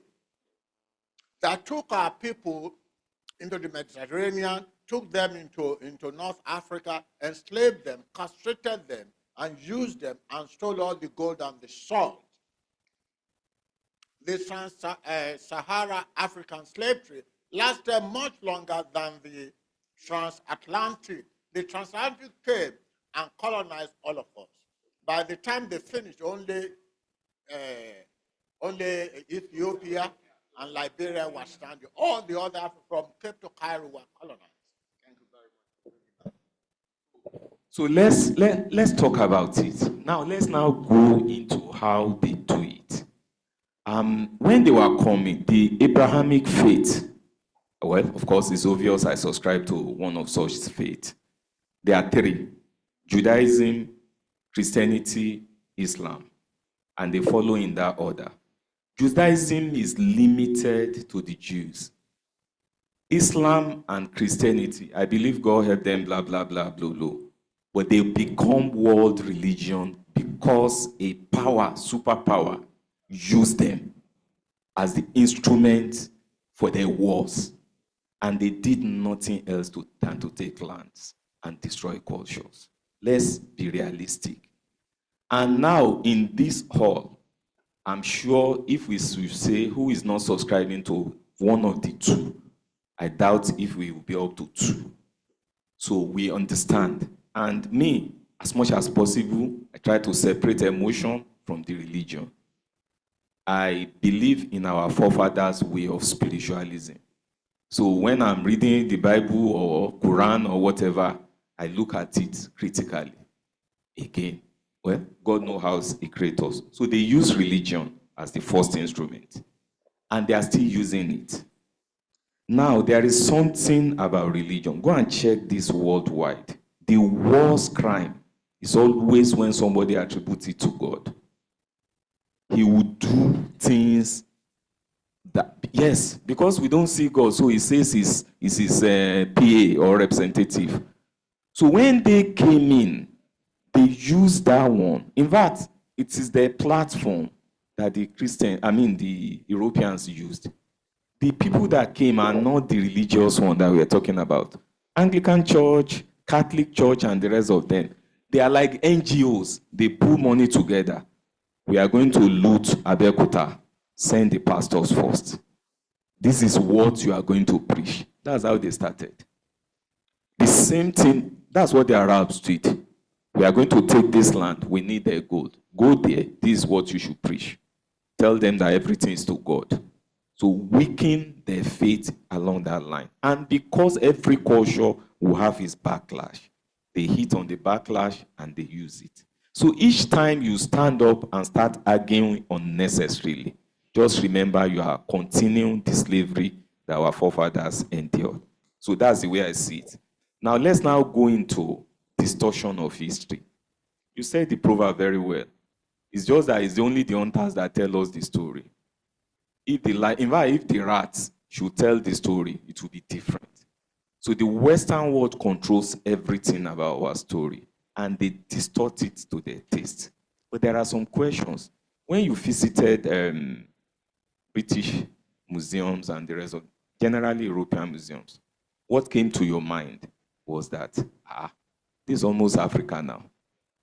No, that's why. You know my own question. My own question is that when our own forefathers were making this, what was your own forefather doing? So I check history. They were killing themselves.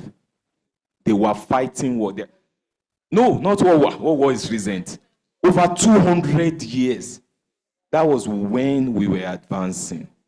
Now, because we are advancing, people look at it that it's just because of religion. No, I don't believe it. I've stopped believing that one, even though I don't have much material. I think they did that thing for 3 things. To break a man, you have to look at the object he revered and destroy it in his presence. That's one of the reasons. Another reason is that they knew the spirituality between those people. So they took it to understand it or to use their own spiritual powers to align that power. That's number 2. Number 3 reason, all these museums and things like that are recent. Museums, if you go to this France museum, the biggest museum in Paris, yes, they have over 50,000 collections. 80% is from Africa. The rest are from the Incans and the rest of them. So what was their own forefather doing? Because they have no history. Okay, they told us in our own that our religion is bad. You kept our gods. Where is your own gods? We should be seeing when we move to, even if you go to the Roman Catholic Museum, you don't see so much of Christian relics. You don't see it. If you go to Arab world, you don't see so much of the Islamic this thing. So where is your own God? And you should realize that our own is far older than their own. Abraham that propagated this religion was about 5,000 years ago. Yoruba race alone, our calendar is over 10,000. I hope you know that we have a calendar. Our week is 4 days. That's why Karun and Noja. That's why every market in Yoruba land is every 5, because it's a week. You know, Monday market. That's it. So our calendar is 4 days per week, 7 weeks per month, 13 months. It's lunar months. So 13 months in a year. And if you calculate it, it will give you 364. The 5th day, last day is the rest day. That's the Olojo day. We believe that God rested. Sorry, Olodumare rested. Let me not, so that I won't mix things up. Now, I'm trying to give all these past histories. If we sit down here and we are missing the right question, what of the market women? So the right question is that each time people talk, and we are not teaching history again. I went to school in the 70s. 80s. I was in secondary school in the 80s. Please, anybody here who is from 80s and, okay, let's say 90s and below, we did history, yes or yes? Please, how many of us did they enter a topic that's slavery? And in the entire West Africa, no school dared to teach it. Do you think it just happened like that? No, it's not there again because they've left. If you try to write a curriculum, when I was in secondary school, towards the end, it was Babangida's days, there was a movie, Roots. Yes. NTA did the right thing, they bought the right. Every week we were watching it, and it starts, suddenly they stopped showing it. Do you know what happened? Because they called them that they should stop it. And they stopped it. Military regime.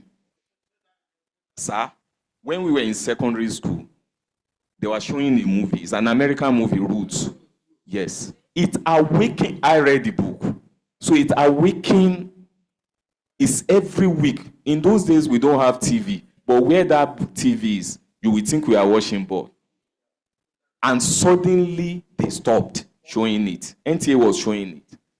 So later, because we didn't know what happened, they will now start showing till they stopped showing it. And we were following the story. Later, years later, I now realized that the order was from the presidency. Because they called them to stop showing us. A film that has been shown in the US almost 20 years before.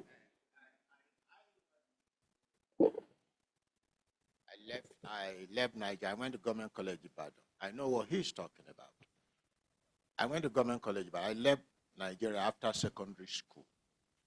I'm back home now. I went to school in America, bachelor's, master's, PhD. I taught there until I became a professor. When Roots came, Kunta Kinte, it was explosive because subjects that have lain dormant for so long, people thought it was going to be entertainment, but political consciousness exploded among black people globally. That what? This is real? And me as an African, I'm looking at, like he said, you know, much of our miseducation here, history, no, slavery, we don't want to talk about that. We talk about Mali Empire, Songhai Empire. What about slavery? We don't want to talk about it, because if we talk about it,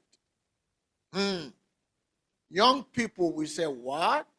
So we have been miseducated all along. We want to know the past. And that's what that was. But it was supposed to be a commercial venture. Immediately, they pulled it down because it was getting things. People will wake up and demand accountability. This reality you are showing us is not it. This is it. How did we get here? And that's why they had to pull it. When they called them, said, look, your people, Nigeria, all this, you are black people, you don't know anything about this now because we have put it in a film. And young people are saying, they're going to be discussing it. Abi? So you don't want them to act like that. So you direct their energy into something else. And you let them, you know. When people used to come here in the past for American Peace Corps, did you ever see any black person to come from the United States to Africa as a youth corps? Because they said, no, you can't go to, you know. I went to school there. I told them I was in America. That's when I went to school in the 70s. You know, no black people can come. No African American graduate as a Peace Corps can come to Africa, because when if you were to come to Africa, he will make common cause with you. And then he will educate you. Say, what?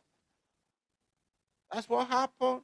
You see what I mean? So they let white people, girls, boys, in government college, Mr. Chamberlain, Mr. this, Mr. those ones who come. So they kept us in the dark. You see what I mean? And if you want to screw people, make sure they don't know their past. Once they don't know their past, they don't have any reference to go by. Abi? They don't have any reference, so they just look at those people who removed history in our curriculum. They should be hung. You know, that you remove history. I'm happy they restored it. But because if you don't know where you are coming from, how do you know where you are going? How do you don't know your history and you want to blame them? You know, I'm not in the business of blaming young Nigerians because they are products of our society. We failed them. Cannot say that, you know, it's what we do that they see. They want to copy it and take it to the next level. So if they don't know anything about our history, this is why this is mind-blowing. When I get this resource, thank you very much, Prof. We have to be mindful of time. And please, can you put our hands together? I will round up now, sir. Now, what I'm trying to point out is that whoever is determining our curriculum, because it's probably beyond Abuja.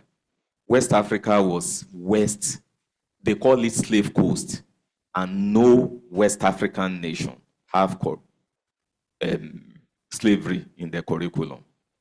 So it's beyond us. Now, UNESCO and the rest of them, they are UN creation. All the Brentwood institutions were created to do that they are doing now. They are not for us. So that takes me to you to ask a question. What of our people that sold things? That do we have a right? I will give you an analogy. Suppose the 5 of us are from a single family and one of our children sell what belongs to our father. Does he have the right to sell it? Let's even assume that one child from each father, he doesn't have the right because it's not their property. And under the law, if you buy a car, it's irrelevant. My car is parked there. If somebody pick it and sell it to you, you that buy it and whoever stole it will be judged equally. That's what happened to the artifact. Yes, now I'm coming into that one now. Okay, so how did our forefather protected all those artifacts? They use our culture. there are things you don't touch. There are Igbo forests that nobody goes to. They are just for preservation. Now we've lost that. So what can we use now? We can use law. And yes, we always talk about Nigerian law being weak. It's weak, but not totally weak. We all know money is in the bank now. It's not every day that people go there to go and steal there. That means something is preventing people from going there. So we should have such law for such things. That's just what I'm going to say. Because of time, I won't be able to go into history and media. Then on the issue that you discussed about our people giving wrong narratives, the Western world are doing it deliberately. Even when we do something that is so beautiful, let's say they cover FI for a program, go and watch CNN. As they are rounding up, they will say, just 20 kilometers from Lagos is a town called Abule, and they will show, because they want you to know. And they have similar things, but they cover it. Now, we always use China as an example. Do you know what China spent? There was a recent one, it happened recently in Dubai, when there was flooding. You know all this flood. Do you know how much Dubai spent to clean up all the videos on the internet? Go and search it. They pass a law that if you record from your phone and you post it, they will catch you. If you are a foreigner, they will deport you. If you are a citizen, they will fine you. And they did it. And that's how they clean up that video, because it affects the image. I will tell you a personal story. My colleague was in Germany, flooding happened, and you know how all these pet bottles and the rest of them. So he saw it and started laughing. So this thing, they happen here too. And he picked his phone. As he was recording, a fellow professor was walking by. He said, she nearly destroyed my phone. She just, African man now. So he pulled her back. And she now said, she tried to explain that please delete that video. And he asked why. He said, because it will affect the image of our town. This one is not government, it's not police, it's not anything. He said he was so shocked. If you see how she was pleading, if it happened here, we are sitting here, that's when we will start talking about how one councillor built 3 houses. These are our problems. Let's leave outside that. Let's start from here. Thank you, sir. Thank you very much, sir. To the question that have already been asked and recorded, due to time, the research fellow will make our time to respond to those questions, written or now. I will just do a summary of everything. Okay. 1, UNESCO Convention of 1970 is a persuasive law, not a punitive one. Just to answer your question, it's persuasive. Okay. Yes. So it has no punishable side of it. So you have to persuade until the objects are returned. Yes. And talking about public enlightenment, the ICIU, UNESCO ICIU have started that. I'm sure the National Commission for Museum and Monuments, they go from school to school to enlighten the public about heritage. In fact, they use a day in a year. They call it International Museum Day, organized by HICOM every May 18 to enlighten people about cultural heritage. So there is a public enlightenment, but it's not enough.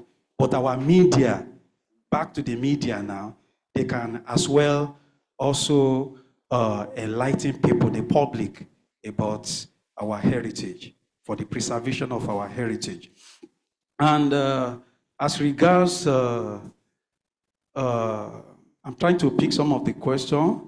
Talking about public enlightenment, many people are waking up today, many institutions are waking up. Recently, Nigerian government woke up and introduced heritage studies from primary school to secondary school, even though they've not fully developed the curriculum.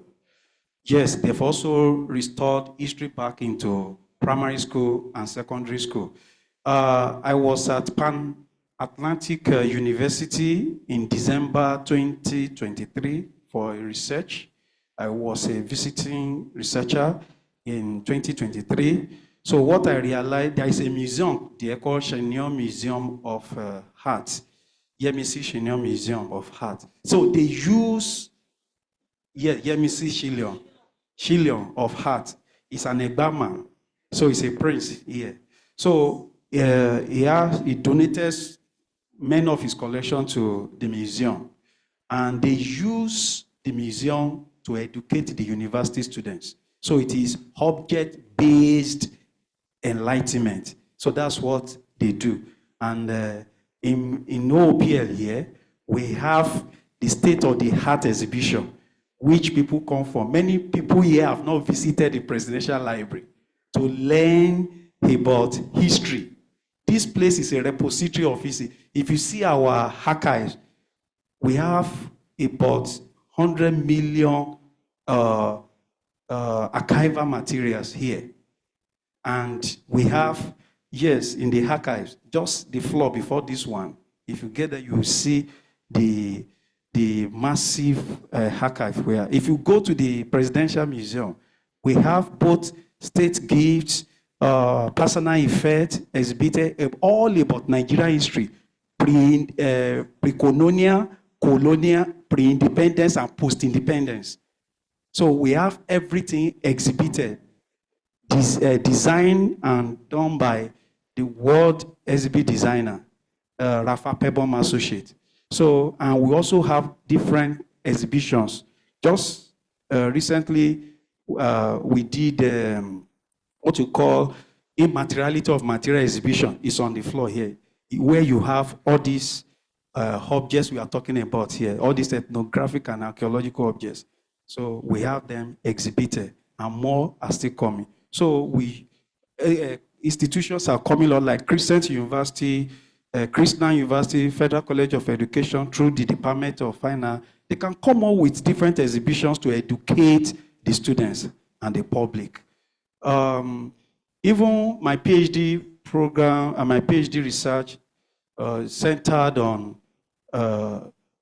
the environmental and geochemical assessment of archaeological sites. This is my Oga. One of my sites is Igbo Olodumare in Okegbo, Ondo State. So, which is, the book was popularized by, J.O. Fagunwa and translated by Wole Soyinka. So, very soon you start seeing our publications on that site. Yes, we did. Yes, so we were fortified. So,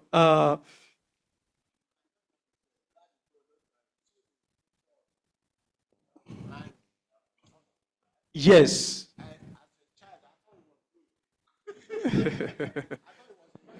Okay. Yes, Baba, that is the bearded man. Baba Olirugbon, yeah, okay. Yeah, he's there. Then most of the things mentioned in the book are real, are there. They are not fictional. Yes, except some exaggerated. Yes. And I'm trying to pick, because there are so many things mentioned. Some have been answered. I'm trying to pick about what happened, whatever the return is never a gift from Rotimi or so. Yes, there should be reparation, compensation. That is what we are talking about. Restitution shouldn't just end by returning our object. These objects have added value to their economy. Has added value, educational value, economic value, and cultural value. Like you mentioned, go to a British museum. Most objects you find there, they are Nigerian and Egyptian objects. Remove them, then the whole place becomes empty. So, and if these objects are returned, there should be reparation, compensation. So let me just, because of our time, I want to use this opportunity to appreciate everybody who has come here today, who has joined us online. Somebody asked a question online, whether there should be collaboration. Yes, there can be collaboration. You can reach us to organizations like ORA or NCMM, National Commission for Museums and Monuments, or Nigerian missions or African missions in diaspora. And that will help to get our objects repatriated. Thank you. Not a question. Thank you very much, sir. Please, I would like to give just a few seconds to the Ife community that we have here with us, please. Sorry. Good afternoon, everybody. My name is Akimboyede Dorcas, a student of Criminology and Security Studies from Chrisland University. I'm not asking a question. I just want to really appreciate this gathering. Sincerely, it's a privilege. It's an eye-opener. A lot of knowledge learned from sitting with professors, academians. It's really beautiful. And it just made me realize this word in Yoruba, Moyishe Owowa. We don't know the worth of our handwork. Because for them to display these artworks over there, it means they realize, okay, this thing is worth something. Now, I realize that artwork is not just something they are sculpting. It tells a story, like the story of this woman that we saw that was being harassed, and then they sculpted her. So it brings back memories. It's like, how would I say, it's like practical. You know, they teach us the theory about artwork, but seeing it practically. And I would really love for programs and meetings like this to be organized more, because I cannot lie, I don't think I've ever sat in a place where culture has been spoken like this. I've never. So it's really beautiful. Thank you.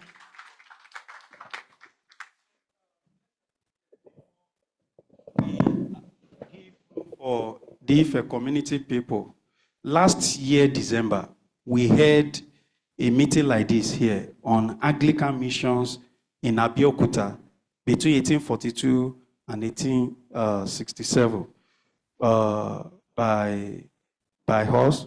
The principal investigator is my colleague from University of East Anglia, and it was a forum where we discussed about the missionary, because the subject of missionary came up in the course of this discussion.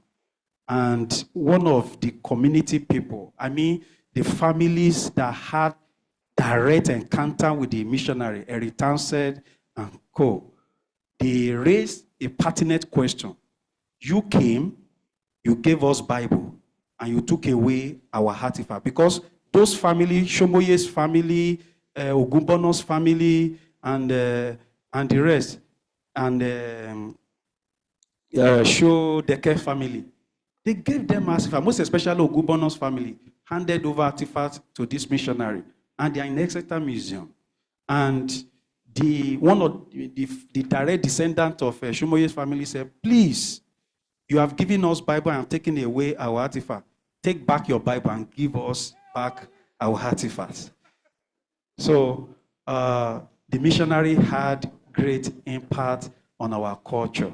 Even though they gave us school, they gave us religion. Thank you.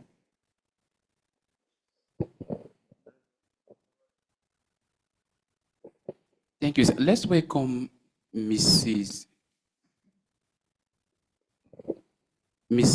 Akinola Oluwakemi. Please, I crave your indulgence. She'll be speaking to us in Yoruba. Please.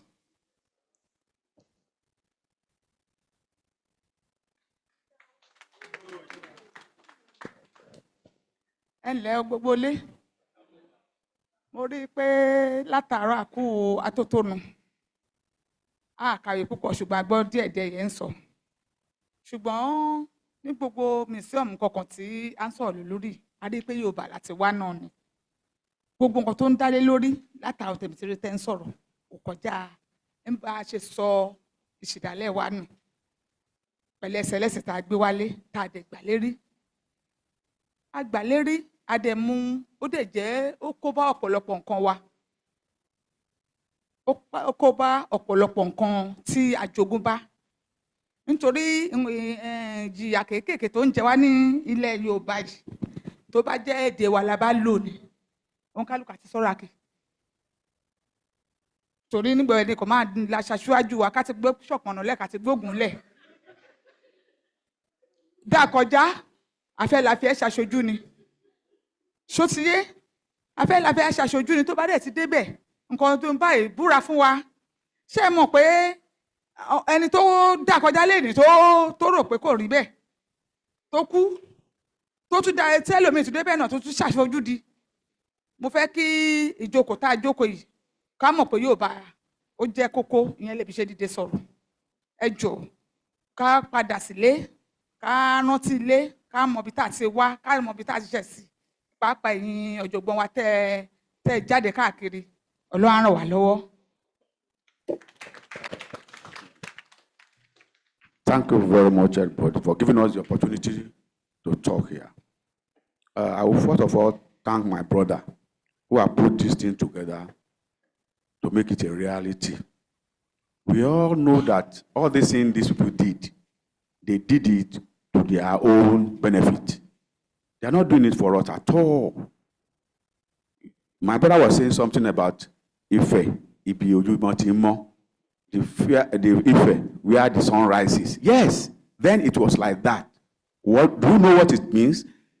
Then there is this diamond at Ife. They took it away. They took it away and nobody talked about it. Those are the things that is happening to us.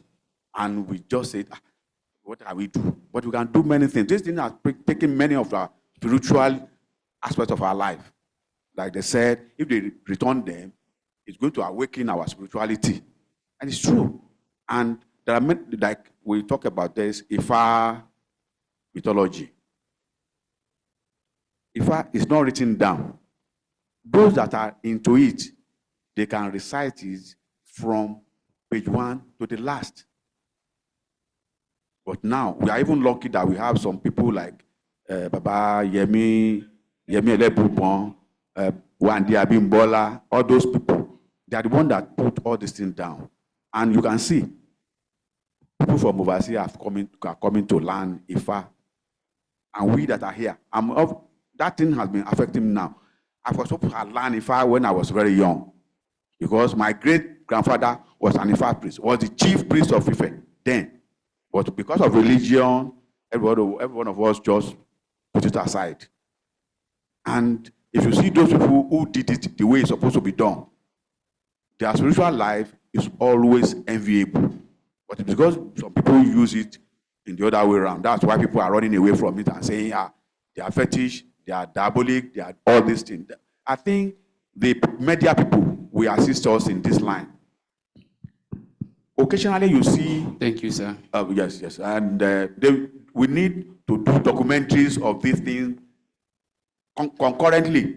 And we use this media something there so that people are not listening to television again. They use their phone. If there is any means they can tap all this information, it will be very good for us. With that, they will create awareness for them to reawaken our roots. Thank you very much.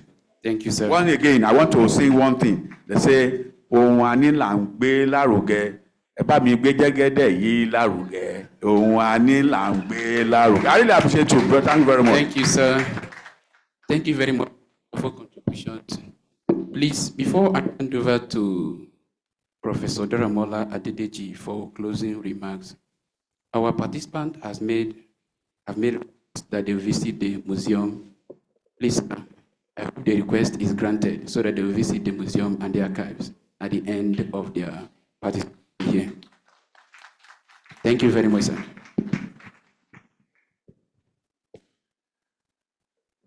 Today, history is being made.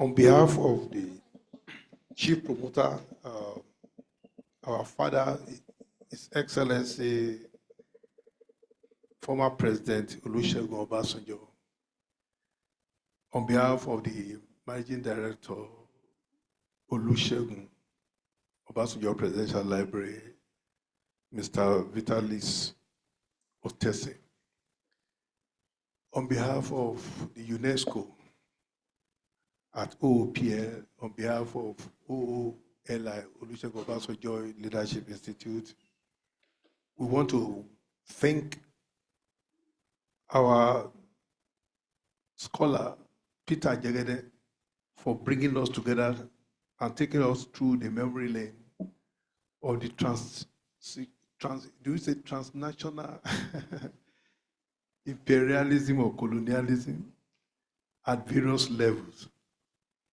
Well, let me say clearly that most of the discussions today were recorded. I'm not sure where we have a creme de la creme scholars, about 5 professors in a gathering like this, of no mean intellectual status, from Africa to America, born in Africa, studied in Africa, finished in America, returned back to, became professor in America, returned back to Nigeria. We celebrate you, Prof. Thank you very much, sir. We want to appreciate the quality of contributions from my other colleagues, professors, from Christian, from Christland, from Federal College of Education, Abeokuta, and from FUNAB. We celebrate you. But beyond that, we have a very dangerous young guru here. The leader of the team who is mentoring Peter Jegede is a firebrand. When he was talking, I was trying to pray. Let him just round up. We celebrate you, sir, for providing and producing Peter. We want to acknowledge the presence of a lot of other scholars online. I requested that the names should be sent to me. I'm still waiting for it. But wherever you are, we want to celebrate you because virtual representation makes the world a global village. So we celebrate the quality of presentation we have physically and virtually. Dr. Babatunde Adebi, we celebrate you, sir. Excel, Obatade, Edith, Epoai, Aris Arunguso, Anna, But, Matilda, Kaloa, Abdul Kadri, Kaula from Kenya, we celebrate you. Then IR's Heritage and Christiana. Yes, sir, in Greece. So we have people from Greece, we have people from Kenya, we have people from Nigeria and all over, and somebody from Benue. So we want to say that we would encourage our scholar to continue in this research. I want to make a personal contribution to that research to the tune of, maybe I should tell you in private. So you can pick the cash from our office immediately after this meeting. The quality of a research is celebrated on the altar of its contemporary. Is it a current issue? Is it a contemporary issue? I want to say clearly, if there's any time that we should be thinking of this, it should be now. The omission of MKO from the storyline, by the presentation of today, MKO is going to be restored back to the storyline so that we have a full blown of the presentation. Who are we at Obasanjo Presidential Library? We have a team of young guys, regardless of the color of the hair, coming together to celebrate the effort of His Excellency, former President Dr. Olusegun Obasanjo. Here we have, thank you very much, sir. We have a team, let me just say, a presidential library that is second to none. Go and find out. We have several presidential libraries in America, but they do not have the kind of complete facilities we have here. So they will take you anywhere from now to go around it. But don't forget to go to the UNESCO also, because that is our area of cultural respect. Professor Okebukola, an excellent leader, a frontline professor, emeritus, is one of the leaders here. So he's not around, but we celebrate him and the UNESCO. We have the artifacts, the museum is there. And you get across to the arrival hall, if you have the opportunity, you see a lot of military armaments, vehicles, and other things. So there's a place they call it, I don't know what it called, where we have all these artifacts at the last floor there. Please take your time to go through it. Baba Obasanjo is interested in maintaining our culture, maintaining Afrocentric democracy. Democracy should be aligned with the culture of the people. And to that extent, the president of Senegal, former president of Mali, former president of Ghana, former president of South Africa gathered together and under the leadership of President Olusegun Obasanjo set up a leadership institute, Olusegun Obasanjo Leadership Institute, some few months ago. What do they do there? They bring past leaders who have delivered successful, eminent personalities to come together and train a team of people, young school leavers, SC, corpers, school principal, chief executive officer of their business, youth at different levels, women. And what do? They teach them and tell them some of the secret of their success story. You cannot teach in Olusegun Obasanjo Leadership Institute except you have been tested as a leader. How did Nigeria survive the depth of the years? How was it resolved? There are secrets about it. Then there are some ways you handle critical environment.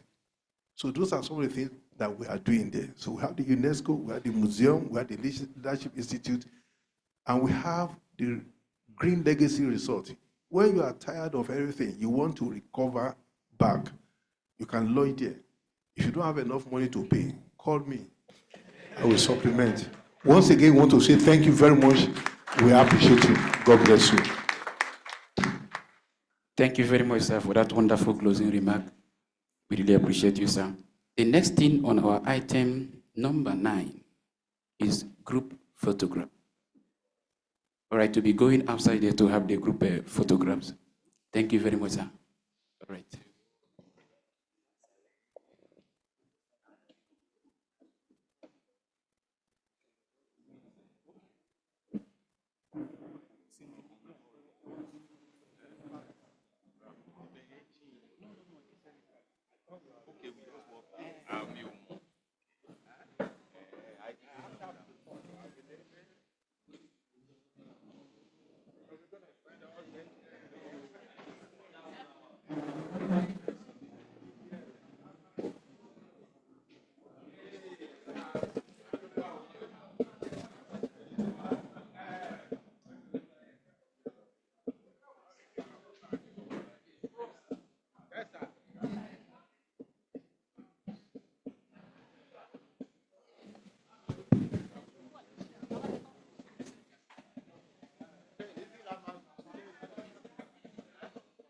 Please, sir, you can leave your items, your food items after the photograph.